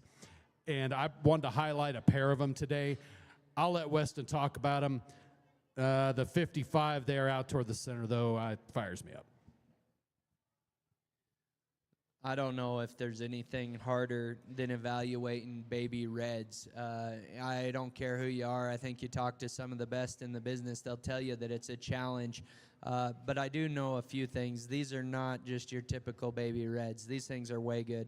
I saw them in the back, studied them. I already told Cooley what I thought, but these fire me up for sure. I think you can see so much of the best parts of sire and dam in these things. These things are tough and stout, like all the way, but have such a neat immaturity about their front third, like Wintex 312 was generated, right? Those two on paper, I'm not sure I could draw up a better pedigree because of just how those two pedigrees complement each other. All the ways moderation and toughness with the Wintex 312's athleticism and look and immaturity. But enough about that. Jump in here. 55 is ridiculously shapely for this stage being a red one. He's ridiculous in his proportions. He's ridiculous how flat backed all the way to his tail set he is for a red one that still has the ability to use his hind leg. These are young, and to me, feature looks way good. I know it's hard to evaluate that in baby red pigs, but it looks on point here. That one looks very, very nice. I don't know when they're ready. It doesn't really matter when they're very good. Don't miss brother. The only difference in that one is maybe he's a freckle longer bodied, but he probably has the advantage of being a little more ready in terms of shape. I wish everyone could see him looking where I am. Just for being that immature, the roundness of body and squareness of just their tail and pin set is very good. I know we haven't sold a lot of red ones here, but that's a fun pair to represent our purebred division. So again, 55, 20-8, 56 is 20-4. The next pair in the ring are 57 and 58. Change our speed up a little bit. Back to a pair of bigger ones here. 8-1, that's the Crip. That's the one Trip's going to jump on right there. That's 57. Another one of those Logic, Prince Charming, Dirty Deals. And then, so we talked about his littermate brother a little earlier. And then the other one is the 3-2, another one of those Watch and Learn suits Kingpin. He's the one with the little, guy's wider belt there, a little slicker look ahead of his blade. Weston, we'll get your thoughts on this pair.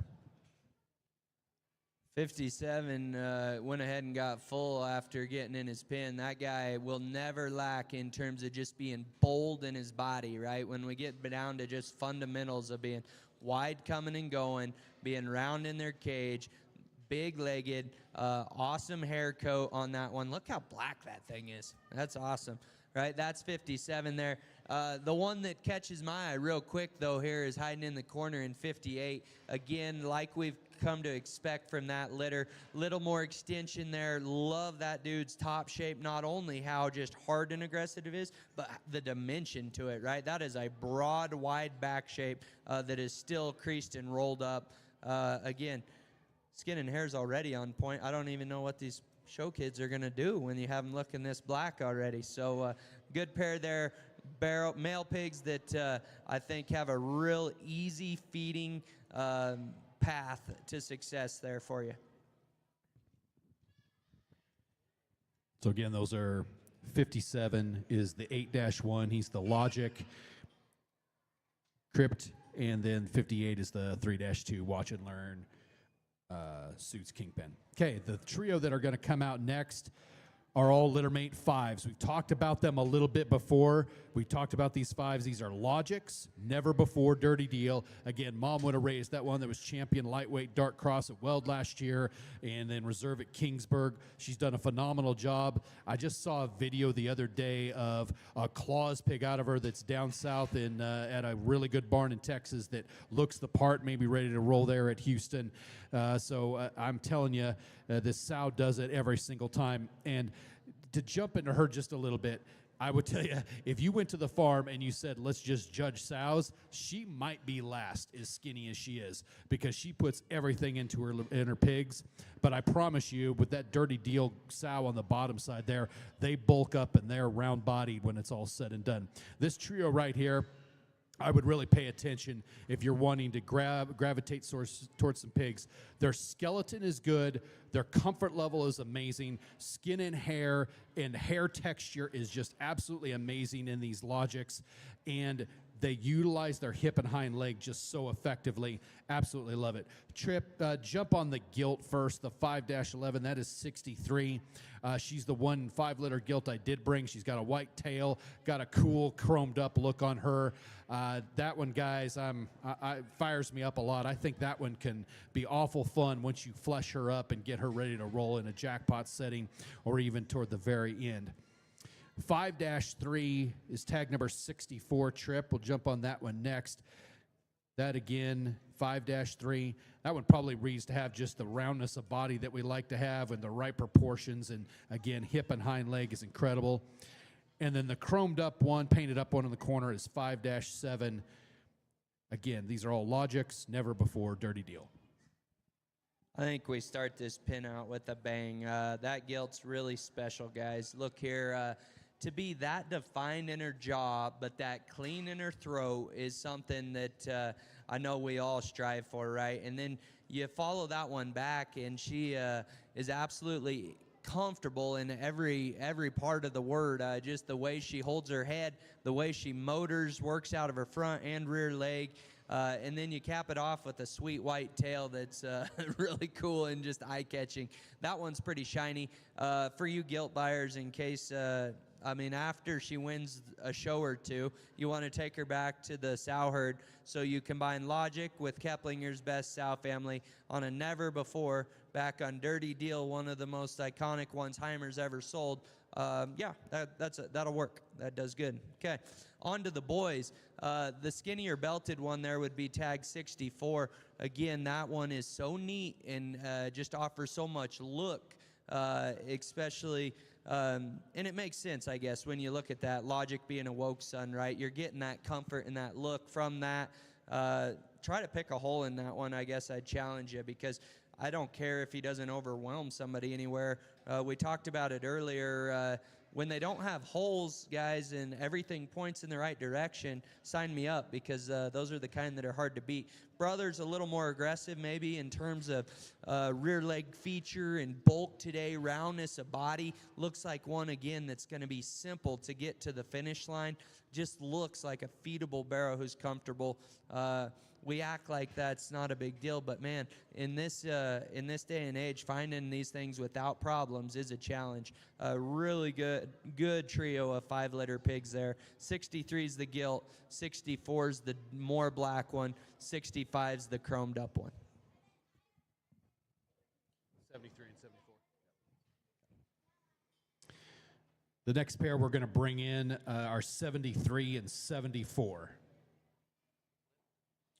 Flip your page there if you're following along ringside. 73 and 74. 73, that is the 7-4 barrel. We talked about a littermate brother a little bit earlier. Primal Suits Hero. This is the brother, and I think wows you just as much as his brother did, maybe in different ways. And again, I will get Weston's comments, but I like feeding barrows that have what he has relative to the combination of look and roundness of body and correctness in him. Again, Primal is the relentless littermate that's there at Beeman's. And then I brought you another 9, Weston. That is, again, the belted gilt out there, the thinner belted gilt. That is a then and now Kingpin Dirty Deal.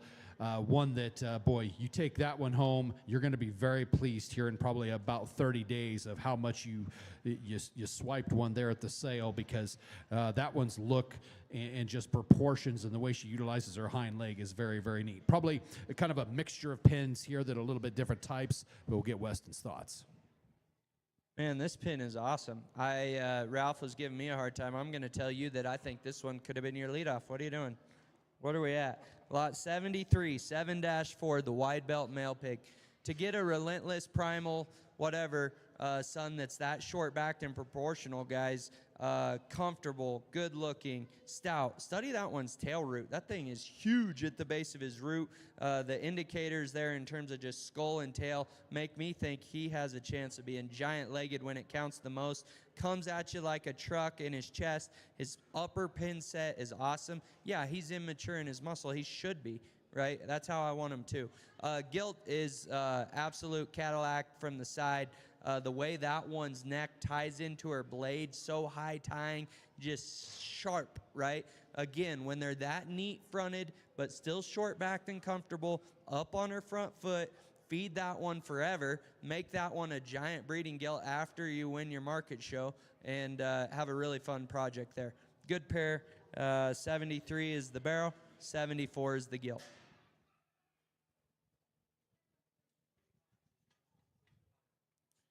Next pair in the ring is 76 and 75 and 76.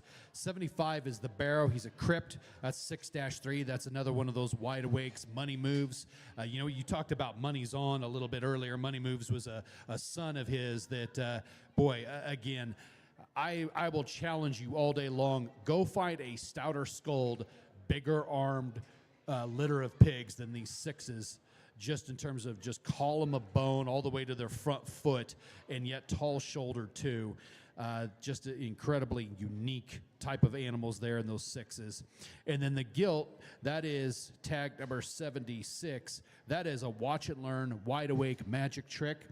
And that one is bulky and round-bodied, and you would have remembered the littermate brother. We sold him for $10,000 at Established a couple of years last summer or 2 summers ago.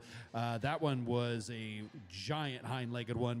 We have several littermate gilts in production there. This is her first litter, and I think a good one that'll be ready to roll there is a moderately framed one, but in July time frame. Yeah, let's. Just because my mind is chasing down rabbit trails here, let's start on that gilt.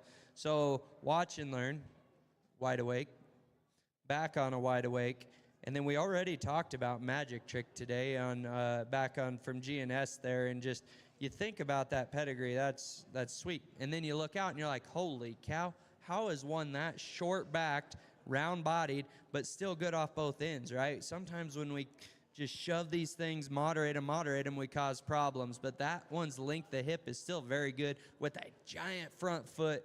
I hope that's coming across on camera, just how big an arm this pair has here. Then let's talk about the male pig, and I've lost my place. What number was he? 75, yeah. What a cool color pattern on this side. But you start there at that guy's skull, the width between his eyes, the jawline he's going to have. Everything balances proportions, but look at the way he utilizes his joints. I mean, that guy can reach. That guy is not at all bound up tight, right? Those are the kinds you want to put on feed. He's already coming with real good shape. That's a really fun pair for sure. Dig in there. Big, big tails on those two again. So again, the male pig is 75. The gilt is 76.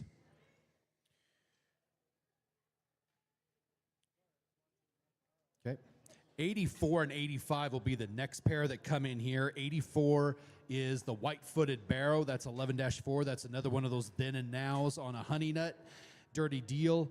And then 85 is the gilt. That is one of those 8 litters, 8-6, Logic, Prince Charming, Dirty Deal.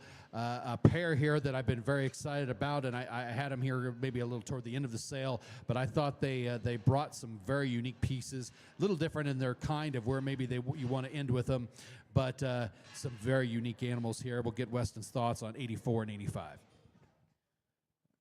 Obviously, you can see it ringside, guys. This white-footed guy is absolutely impressive in terms of just roll and turn to his cage.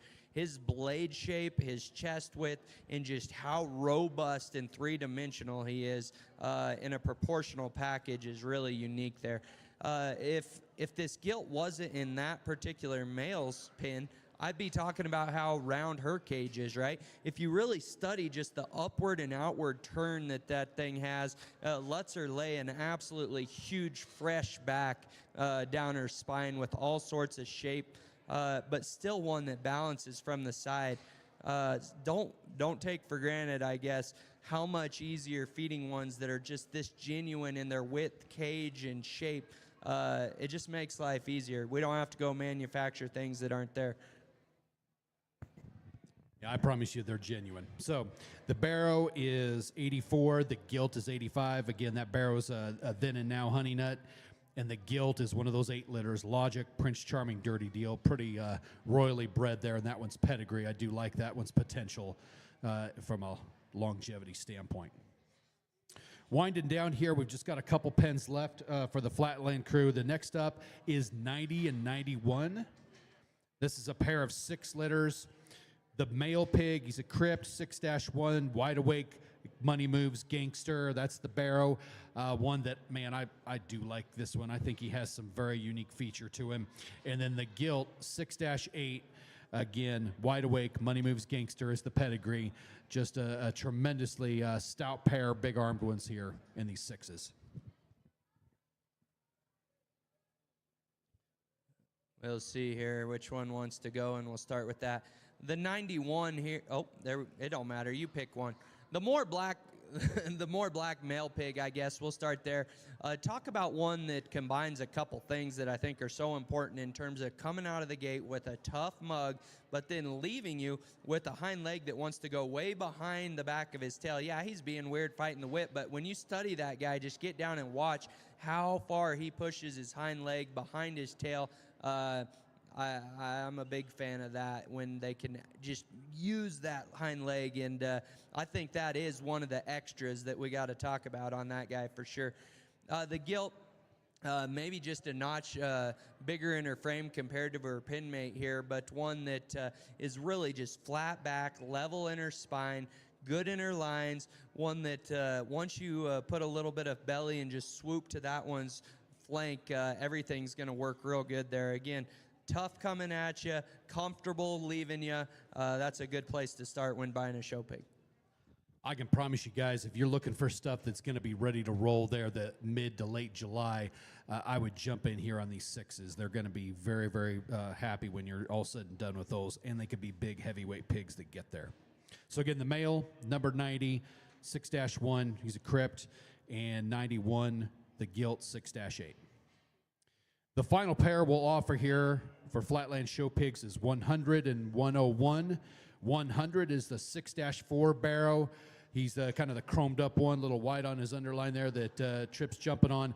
And then the splash colored gilt right there, 7-5, Primal Suits Hero is her pedigree. We talked about a couple littermate brothers that got us pretty excited. I always seem to do this of saying, well, I'm going to make sure I have one at the end of the sale that is still exciting and fun, that gets me fired up, and that's where we land with this pair.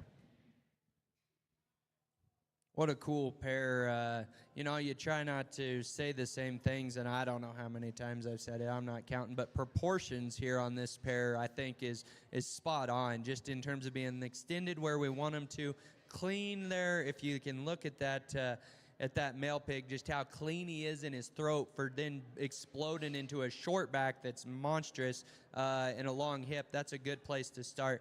The gilt, absolutely cool color pattern. It's crazy just how captivating that is. My eye is just drawn to those kind of circles she has. I think you're always going to just stick out with that for not having any silly red or anything. She's really unique that way.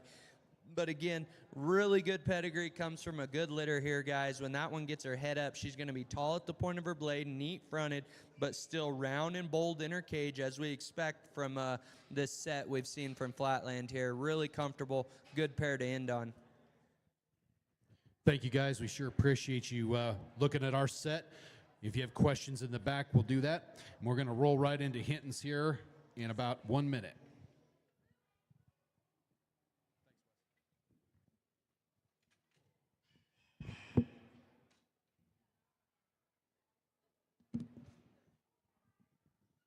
Kip Johnson, are we still serving pizza over there? Yeah. All right. He can cook some more. Yeah, that pizza, if you guys didn't get some, I'd jump all in. Big Johnson pizza was good.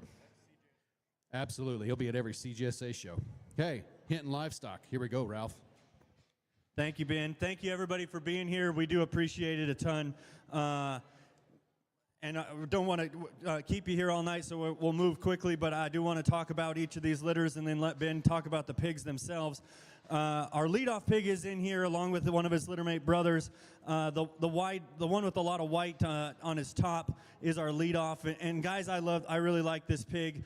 I think he's the combination of the brothers that we're going to see later.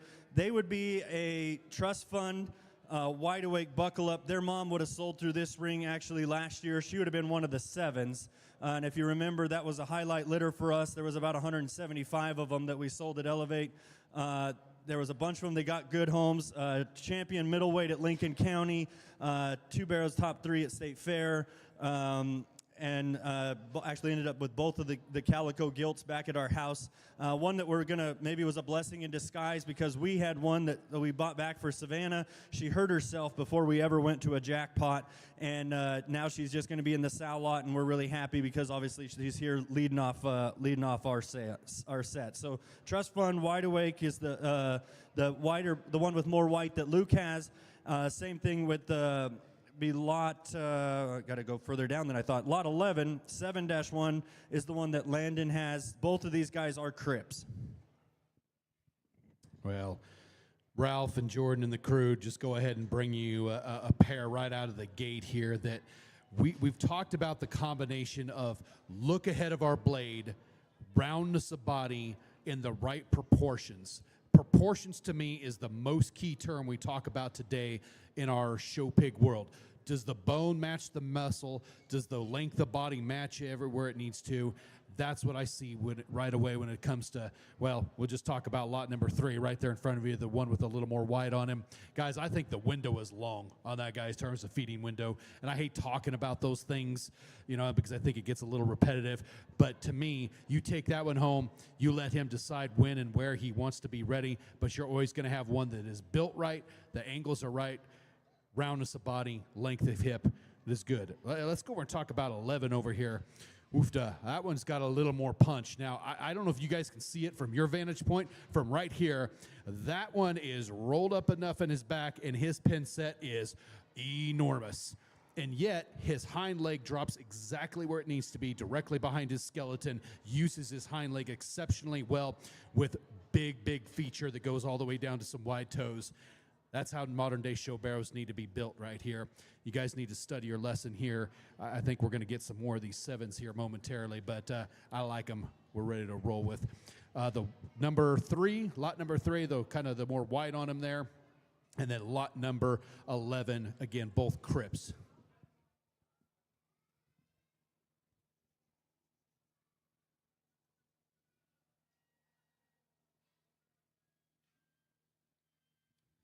Two littermate brothers roll in next, 7-2, which would be the all-black barrel, and 7-3, which would be the narrow-belted barrel. The all-black one is going to be lot 12, and the narrow-belted one is going to be lot 13. Same thing. I saw some of these trust funds at Weston's farm sale last year, and me and Ben helped do the preview. And my takeaway from that was I need to use trust fund, and I need to use them in a hurry. And I actually even had an opportunity a couple of months later to go see that boar in Minneapolis. Was out there for Vitalix work and went outside of town about an hour to Schwecky's and went and saw him. And it was worth the trip because I think these things offer a lot of value at our house in terms of lining up the wide awake side of it, and then with wide awake being in there twice, knowing that that's a later maturing type of pedigree, I think these guys are awful stout as little guys. Really like their mom at home. Blessing that she didn't become a show pig so she can be a sow for us now. I'm just going to go ahead and turn my cap around backwards here and get pretty excited because I'm going to preach for just a second. I hate black pigs. I hate making black pigs because the least amount of value is the day they sell. But I promise you, they win shows, and I picked more black pigs to win shows than I could probably count. When Ralph picked this one up back there and we were tagging him, I said, yowzas, that's a man. That is a man-child right there. That one has extra feature. He has his proportions in the right places, his angles in the right places. I don't care what color they are. They can be purple zebras for all I care. That one right there is has a couple stars by my sheet. Nothing to take away from his little brother over there, because I think that one probably has just a little sharper look ahead of his blade, neater right about the crest of his neck. His levelness in his rump structure and where his tail sets on him is maybe even just a little neater the way he wants to go. I'm with Ralph. They doubled up the wide awake, and we say, well, that was kind of a later maturing boar, but we came with extra punch in a hurry in these. Take your time. I think you can feed them for a long time. You don't have to feed them a lot, and you're always going to be ready to rumble. Big fan of that pair in 12 and 13. 12's the solid black one. 13 is the narrow belted one.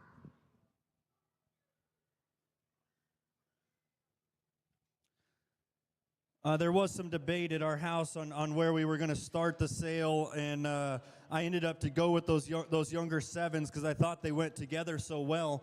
But they are younger, and I think because we have less sows running around Hinton livestock, that we needed to dip into some younger pigs that are, a little younger than maybe some of the ones that we've had here today. There was some debate, and Jordan definitely was the one rooting for for 5-1 to be the leadoff barrel. I lost my spot. He is a Kong, and so but for me, I guess he doesn't look like a Kong in terms of his length and extension. That one's going to be tall. Out of that sow, they've generally got out and grown, and I think that when reads that way, he looks like a barrow that we've had that we've shown here before. Those kind have fed at our house when they look that way. He's extremely sound. Like that one a lot. His mom would be one of our more accomplished females. She would have been 5th overall at Cheyenne. She would have been 4th overall at Jingle Bells. Ben judged her at the Kansas City Spring Show where she was 2nd. That one showed 3 different people owned that pig, and she was top 5 at 3 national shows. So I think that's a really good one.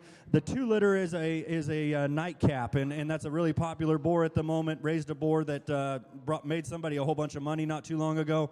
I think this guy's dense. He looks like he wants to eat feed. I think this is, despite him not being the biggest pig, these 2 pigs are going to get after it and grow. I know the way their mothers feed and the way that they want it to go. These guys are going to be big and stout. His mom would have been, actually, Cash Shelton would have shown that one a couple of winters ago. She would have been the 9th overall Division I champion at Arizona. And this is her first litter of pigs that we've got her go. It took a little while to get her going, but I think a very, very stout one. So let Ben talk about these. Now we'll start with the Kong over there, that 5-1 tag number 22. And that's the one kind of closest to the rail over there. We'll get a good view of him. Guys, that one right there, it is so unique to have one that is that tall-shouldered, and then the shortness of body cage, length of hip, and yet we have this neat look ahead of our blade. And I will tell you right now, those Kongs, that one doesn't look like a traditional Kong in some aspects, but where he does, that one's bold. That one is bold everywhere. That boar, I mean, we used him at our place. I know a lot of people did for one reason, and that's to put some punch in him in a hurry. That guy looks like he's going to feed exceptionally well. Let that guy go get home, but and mellow just a little bit. But his toe spread up front is very, very impressive. Let's talk about real quick 23, the nightcap over there.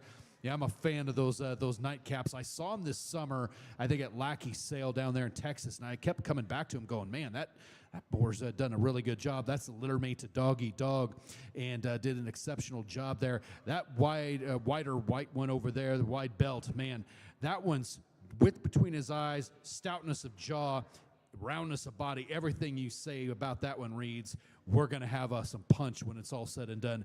Very neat barrel right there. I think, again, wide variety of showing windows where these guys can end up in both 5-1, the lot number 22, and 23, 2-1.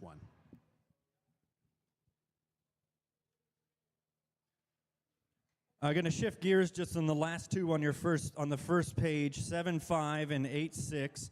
7-5 would be the black-legged gilt. She'd be the only sister to that leadoff pin, one that we think is awfully good in our gilt offering. Love this one's look up front, the size of her forearm, the length of her body. We talked about that pedigree. That'd be the Calico 7-liter gilt that's back home. I really love, I gotta be honest with you guys, I love that gilt. The 8s, we're gonna see a lot more of her brothers come out here in a minute, and honestly, she's the only female that was born in that litter of a whole bunch of barrows. The screws wound a little tight here, because this would be a trick clone, tricked out. Dirty South. So actually, we've seen litter mate or a full sib to this one's mother. Pigs out of her, she'd be a full sib to Lotto. I bought one of those through this Elevate ring here a couple of years ago, the second iteration of the 12 litters, and the Charles boys ended up taking her back home because we were still too young to do some serious showing at my house. She won about 3 or 4 jackpots for those guys, had a tag discrepancy at State Fair, so luckily she didn't have to show there. Thanks for doing that, Landon. Appreciate it. So the screws tied up really tight here. Double bred tricked out. This mom's done really good. There was a Seeger Barrow that was calico last year that was late in the fall, and she had a lot younger pigs. That pig would have ended up being 3rd at State Fair, 2nd behind the champion at Exarban, and 3rd at Kansas City. So he never rung the bell, but people knew he was there. I think a really perfectly belted gilt in 8-6. We'll just start with that 7 litter right there. I mean, obviously, we saw the Littermate brothers early. I wouldn't be afraid to jump in with that one because, guys, I don't know how hard it is. We've talked about some of these features today. That skull shape and stoutness of jawline, yet kind of with this tight throat and just wild look ahead of our blades, that is very tough to do. And then yet we're so proportional in the length of body to length of hip ratio and to utilize our hind leg well. That one's just going to continue to get better. I don't think you have to do a lot of hard feeding along the way. We're just going to let that one chill, and you can probably give her a sniff of feed, and you take her out to the show, and she's going to look really, really neat. And then we jump over to the line bred one. I think we can call it 32 over here, guys. That one is roundness of body from this vantage point up high. Her blade is so correct in the way it's built, in the blade shape that she has, and then her roundness of cage coming directly out of that, in a short back and a long enough hip there that's square, and all the toes point the right direction. I know everybody wants, a belted barrow, right? We all want those, but I would not look past this pair of gilts right here. They can compete with the boys and beat them. I guarantee it when it's all said and done. In 31 and 32. 31 again is kind of the wild, exotic fronted one that Lan is chasing around. 32 will be our tricked out on tricked out on tricked out. This pen had one of every litter in here, so we're going to get into some new stuff here. The 4-4 would be the first of the 4s that we're going to see come out. There's going to be a variety of those. This would be my tough litter. Ben, I think, got some of this semen as well. It was hard to get a hold of. There was only one time that you could buy it. And then back on our no-huddle sow, which would have came from Crane. The Davis family showed her. She was 2nd in her class at State Fair. Was able to convince them not to sell her because she did make the sale. We signed her out of the sale and brought her back to my house, and I own that with Jack Davis. She's been great. She raised a class winner at San Antonio this last year, an all-black pig that the Hartmans had that was very, very good. She's raised a class winner at Weld, I think 3 consecutive years in a row, and then she had the a Hampshire gilt that was Reserve Hampshire, 5th overall at Cheyenne, Reserve Hampshire at Jingle Bells, one that was just pretty much won everything that we have, and we try to collect gilts in their summer litters out of that one every time we can. The black-headed one's not going to win any flesh awards, I promise you that. She's skinny, but to go with the Kong that she's out of, her mom would have been one that we won a whole lot. We saw her brother earlier. I just think that I have a hunch on that one that despite her being skinny, all the pieces are in the right place. Yeah, let's just start with that tough gilt right there, 4-4, right in the center of the ring that Luke's jumping on there. It's weird. I didn't have enough of them, but every one of these toughs that's run out here tonight, I just kind of circle them because they look tough. And I know that's no pun on words there, but it starts with their skull, their arm, their cage, the way they're built right there. Guys, we have a saying around our place, kind of wusses don't win shows. You got to be a man, and when I say that, you've got to come with some punch, or else you're just going to get beat or swallowed up. That one will never get swallowed up. That one has three-dimensional build all the way over. She has a big grooved up back, yet has this very neat look ahead of her blade. That's where I appreciate probably Tuff did just a little better job than his sire did in Kong, but you can see some similarities between these two. And then we talk about the black-headed one. Guys, yeah, she's maybe a little skinnier fleshy now. Don't worry, it's coming. It is coming because that one has some extra stoutness to her, some extra punch. She has a big rolled up back in her. I promise you get her home here in about 3 weeks, you're going to go, woo, we got a monster on our hands. You'll have to just pump the brakes maybe a little. But a very neat pair there, 33, 34.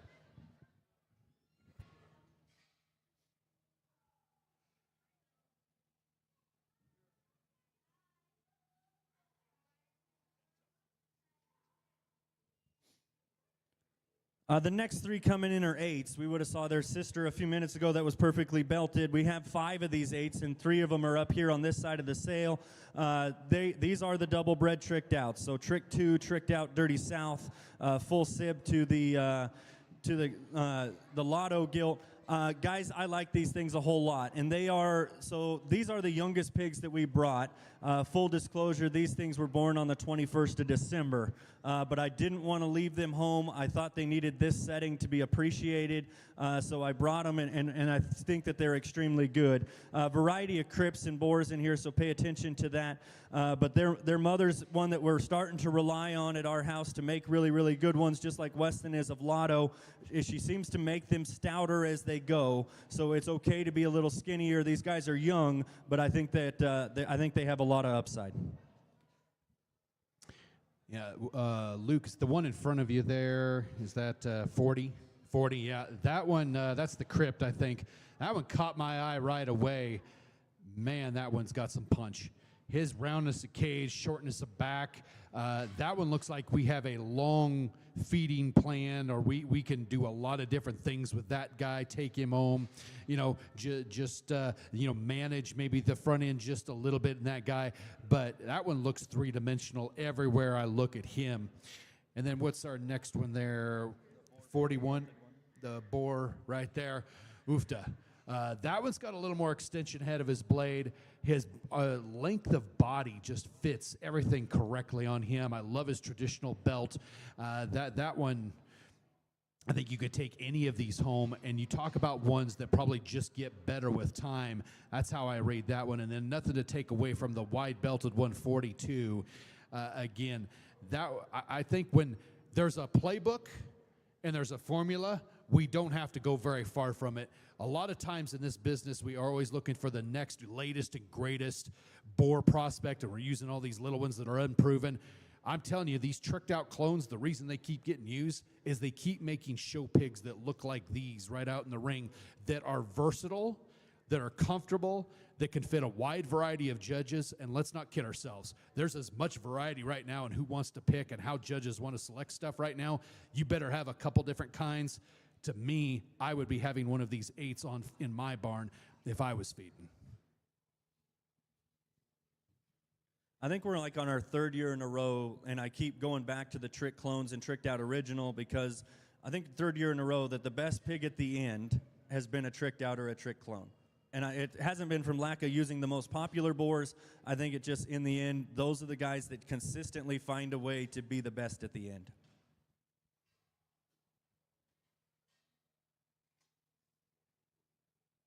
So 48, 49, and 50 are coming in. They're from 3 different litters. The one that I want to point out to start with is lot 48. He is a 1 litter. He's the first of those that we'll see. That barrow is one-eyed Jack. He actually does not have an eye in one side, and so Landon, you might have to tell him that you're there, because he is blind on one side. He is a stud monkey, faith alone, tricked out. That mom would have came directly from Brockman. He sent her up to the Snyder family to show it in Elbert County. Luckily, we're able to sneak that one out of there a couple of years ago. Didn't recreate the wheel here and bred her to stud monkey. She is generally one of our #1 generators when it comes to bone. And I think you'll see that in him and his brothers here in a minute, that they never lack for the size of their legs. And then the the 3-1 barrel is one of the skinnier male pigs that we brought, and I'm not going to try to downside that. He is a culture shock, buckle up, no intro. His mother actually would have been lot 1 last time that I was first in the Elevate ring. The Chamberlain family bought her. She would have ended up being reserve champion at the Yuma County Fair. Ended to be a very good show pig. And then what makes her even more famous at our house is that she had 2 brothers make the sale at State Fair, including a Seeger barrel that won his class in the middleweights 2 years ago that we thought was extremely, extremely good, maybe a top 5 pig for us. And then Cash Shelton had a barrel that maybe was a little past 12 in that last class, but he was second there, and that barrel won more jackpots probably than anything we've had in the last couple of years. He was reserve at Little American Royal. He won the Northeast Weld County Fair, or was reserved there. A bear that was still very, very memorable. And then the 6-litter gilt's the first one we've had of those. This would have been Savannah's first gilt that she showed, called Big Spot. We bred her to Chewy because we had some tough semen coming. You'll notice the Chewy pigs throughout have been very, very good in terms of their just proportions and dimensions. The grandmother here would have been an open purchase, a gilt purchase from Hilty that actually goes back to some old Heimer stuff. So I think a really good trio here. One-Eyed Jack over here. Let's just start talking about that one right away. Why is he down here in this sale order? Where he was in the pens at home. Okay, well, Ralph's choices are your reward out there, ladies and gentlemen. Let's get him right out there. Yeah. Oofda. Guys, I like that one.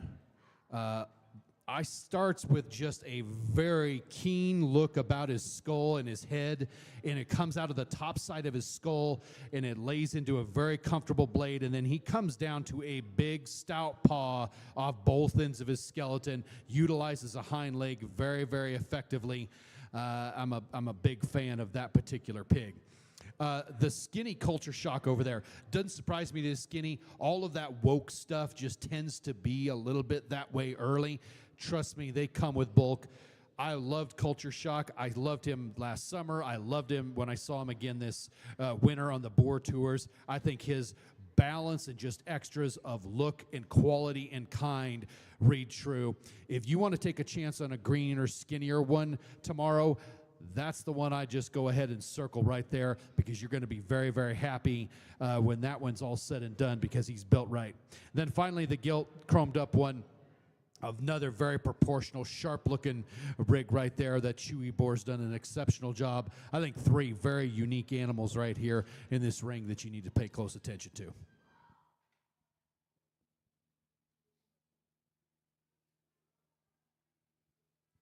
Some of the bigger barrows that we brought to you are coming out next. The 2 4-liter barrows.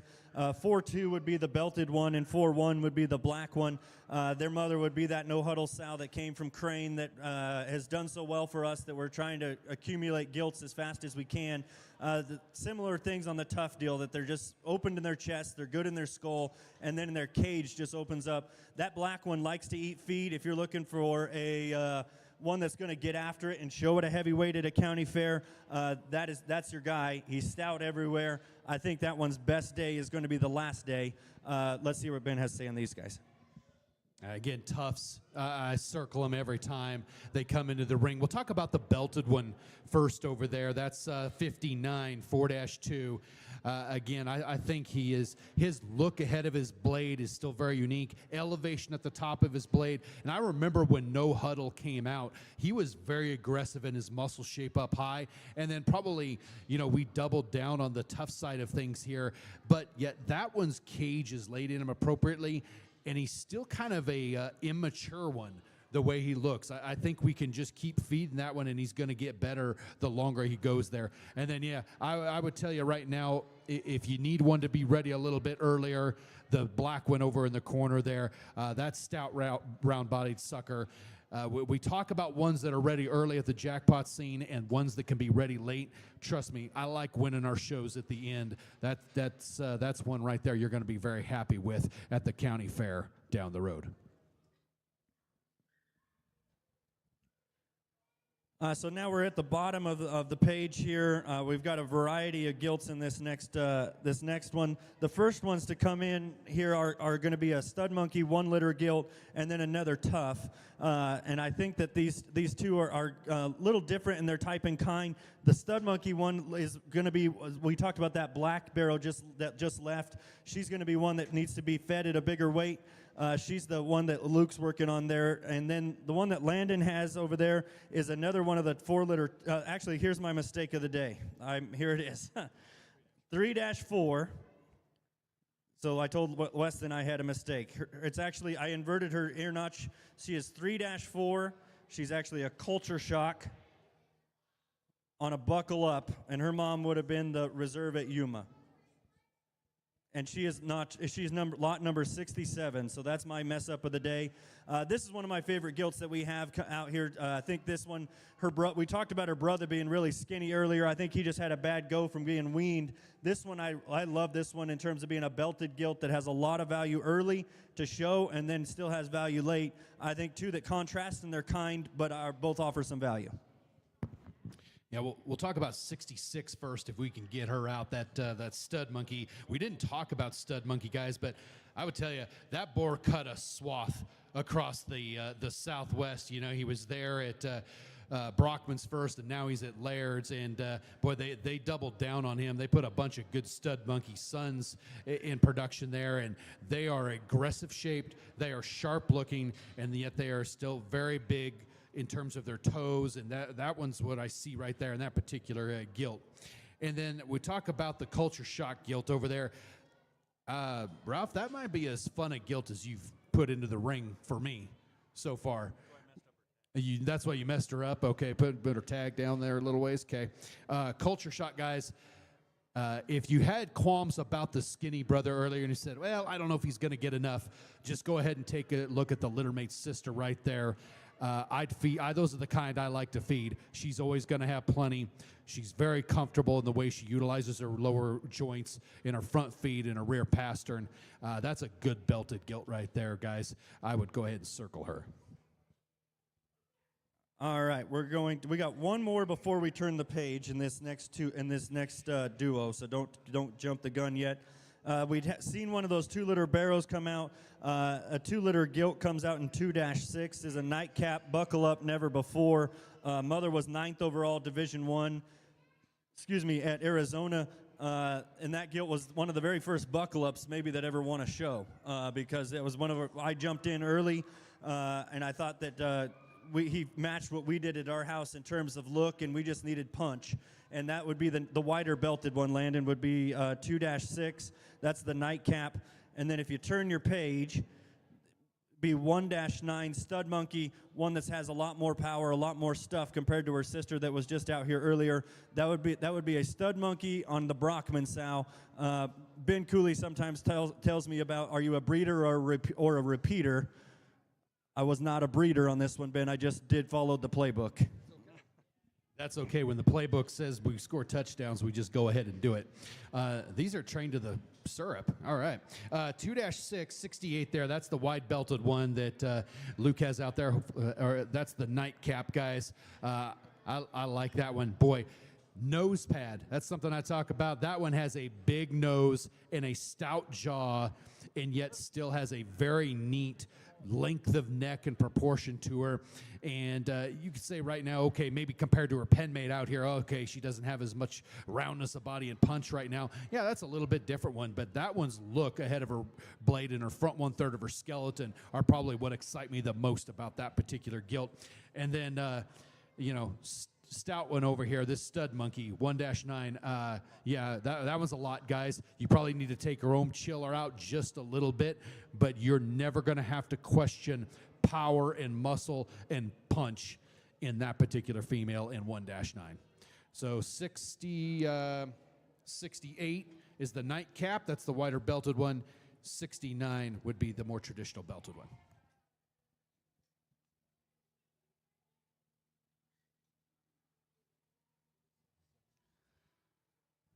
So we have littermate brothers to those 2 that just left coming out next. Maybe.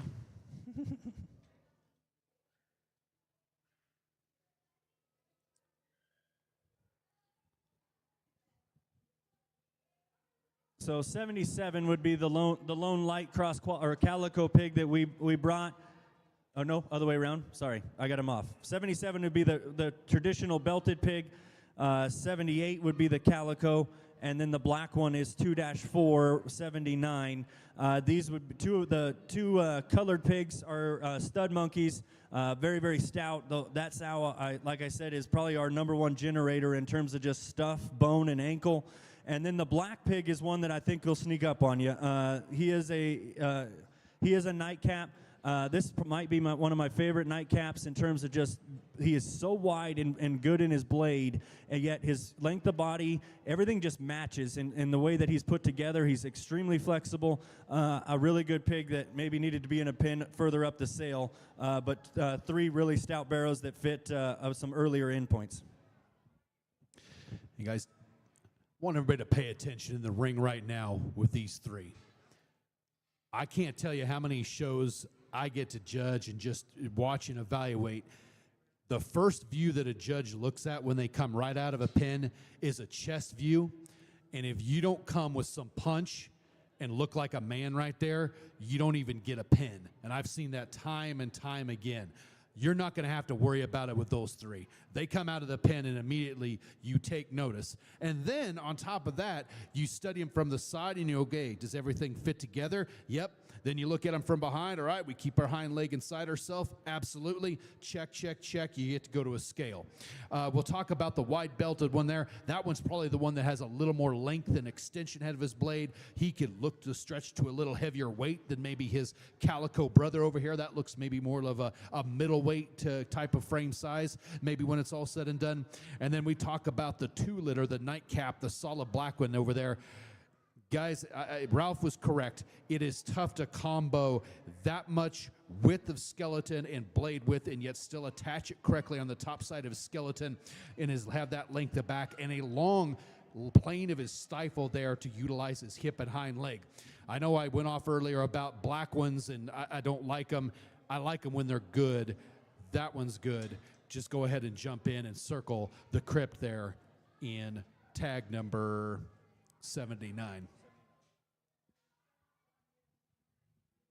So quickly on those, the belted one is 1-377, the calico is 1-578, and the black one was 79. 2 in this next heat that we have, you may recall the 8-litter pigs, that the young guys that we had out here earlier. These are the 2 that we just split it down the middle and put 3 in one pen and 2 in the other. The one pig is the one we put a picture on Facebook. I think this pig's is very, very good in terms of his shortness of body, his proportions and pieces. He is a crip, so make sure you make that note. And then I lost my spot, 8-2 or 87 is probably the skinniest of the 8s, and I know that they're young, so they're all kind of skinny, so he's the skinniest of the skinny.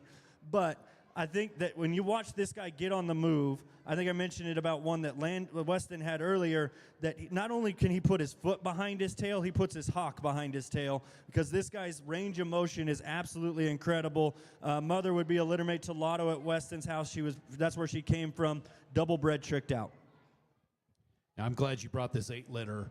They're quality. And these 2 are a little different. We talk about the one that Landon's on directly below me here. That's the 86. That one caught my attention right away. Just his manliness of jaw, his length of body, his stoutness that he has on him is very, very good.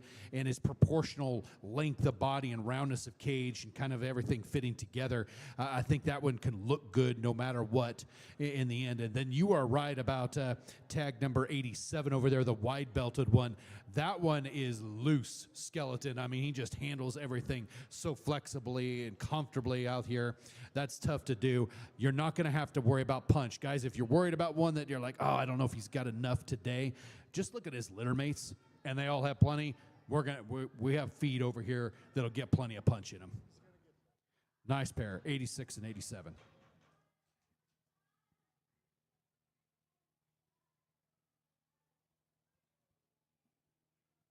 Like I said, guys, those are like December 21st. They're pretty dang young, but didn't want to leave them behind. I think they offer some value. Big group of gilts coming next. The next 2 in are both toughs.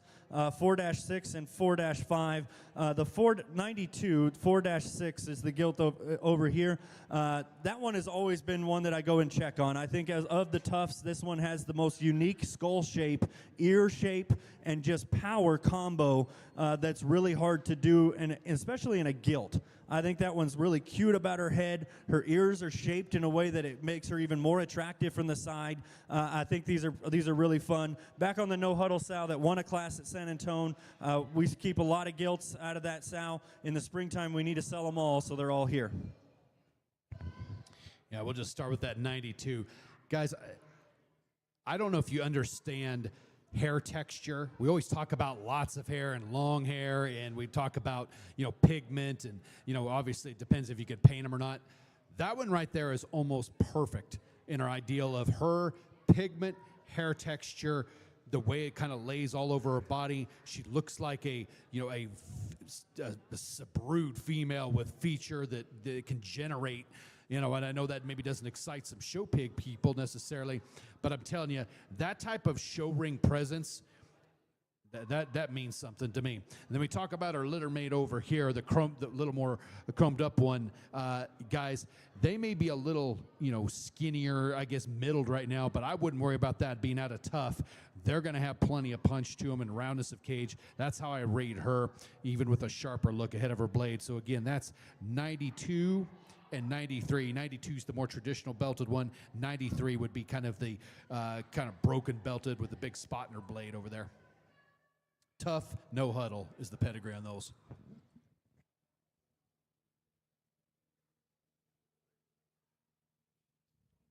'94 is coming out, would be the last of the tough gilts that are going to come out on that good no huddle sow that raised that class winner at San Antonio and the reserve hamp at Cheyenne. One of our most accomplished sows that we have. She would be the one on the closest to the camera that Luke's working on now. That would be 94, 94.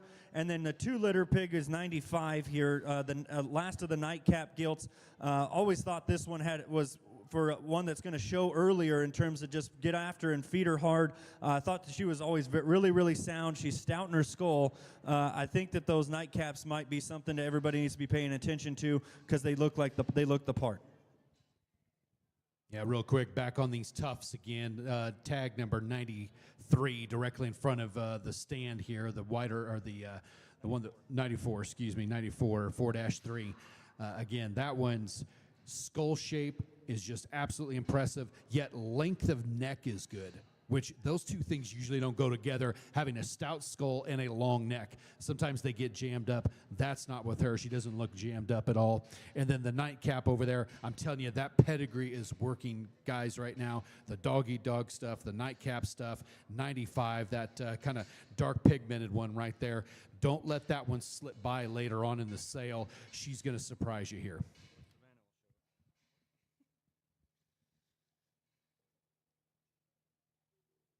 Last group that we have to show you tonight of all the preview is coming in next. These would be another chewy gilt that we talked about back on that tricked out bow before me sow. That bow before me sow would have came as an open purchase from Hilty. That goes actually back to the Calico Contagious sow at Heimers if you want to dig deep in there and you're a pedigree junkie. And then the 2 black gilts are both Kongs. We've seen some good ones of those, variety, shape, and size in that Kong litter. But their mom was the mother of the 7s through this ring last year. She always gets it done with one of them for us. Had a top 10 pig at San Angelo just a couple of days ago. That I didn't put on here, but 3 immature gilts that have a big show window to round us out. If you guys are still hunting for a very elite looking show pig, and we're down here toward the last of the sale and you get a little frustrated, that belted one right over there in the corner better be circled and a couple stars by her, because she may be a little skinny middled right now. I promise you that one's look is always going to capture the judge's attention. Her hip and hind leg is absolutely amazing. And yeah, we talk about pedigree junkies. I was listening to you there. Don't you worry. I know what you were saying there. That's a very neat one. And then the pair of black ones right out here. Kong, guys, he's proven. He's been around now for this is his 3rd season. Those pigs feed. Those pigs win because they are bulky and massive, and they have the right kind of muscle shape up high. This is out of a proven sow out of the Hinton Livestock Firm. I could jump in here and feel very confident, even though being 103 and 104 in the sale. All right, guys. We'll wrap up here. Thank you so much for your attention tonight. We appreciate it. If you need any more pizza, hey, looks like it's still open over there. There's beverages over in the cooler. You guys can go ahead and we'll work some pigs in the back. Guys, tomorrow morning, we'll run through a very brief preview, a quick preview at 11. Sale will start at 2 o'clock. Online bidding on TaylorFortSales.com, as well as obviously live here in person. Thank you for this evening.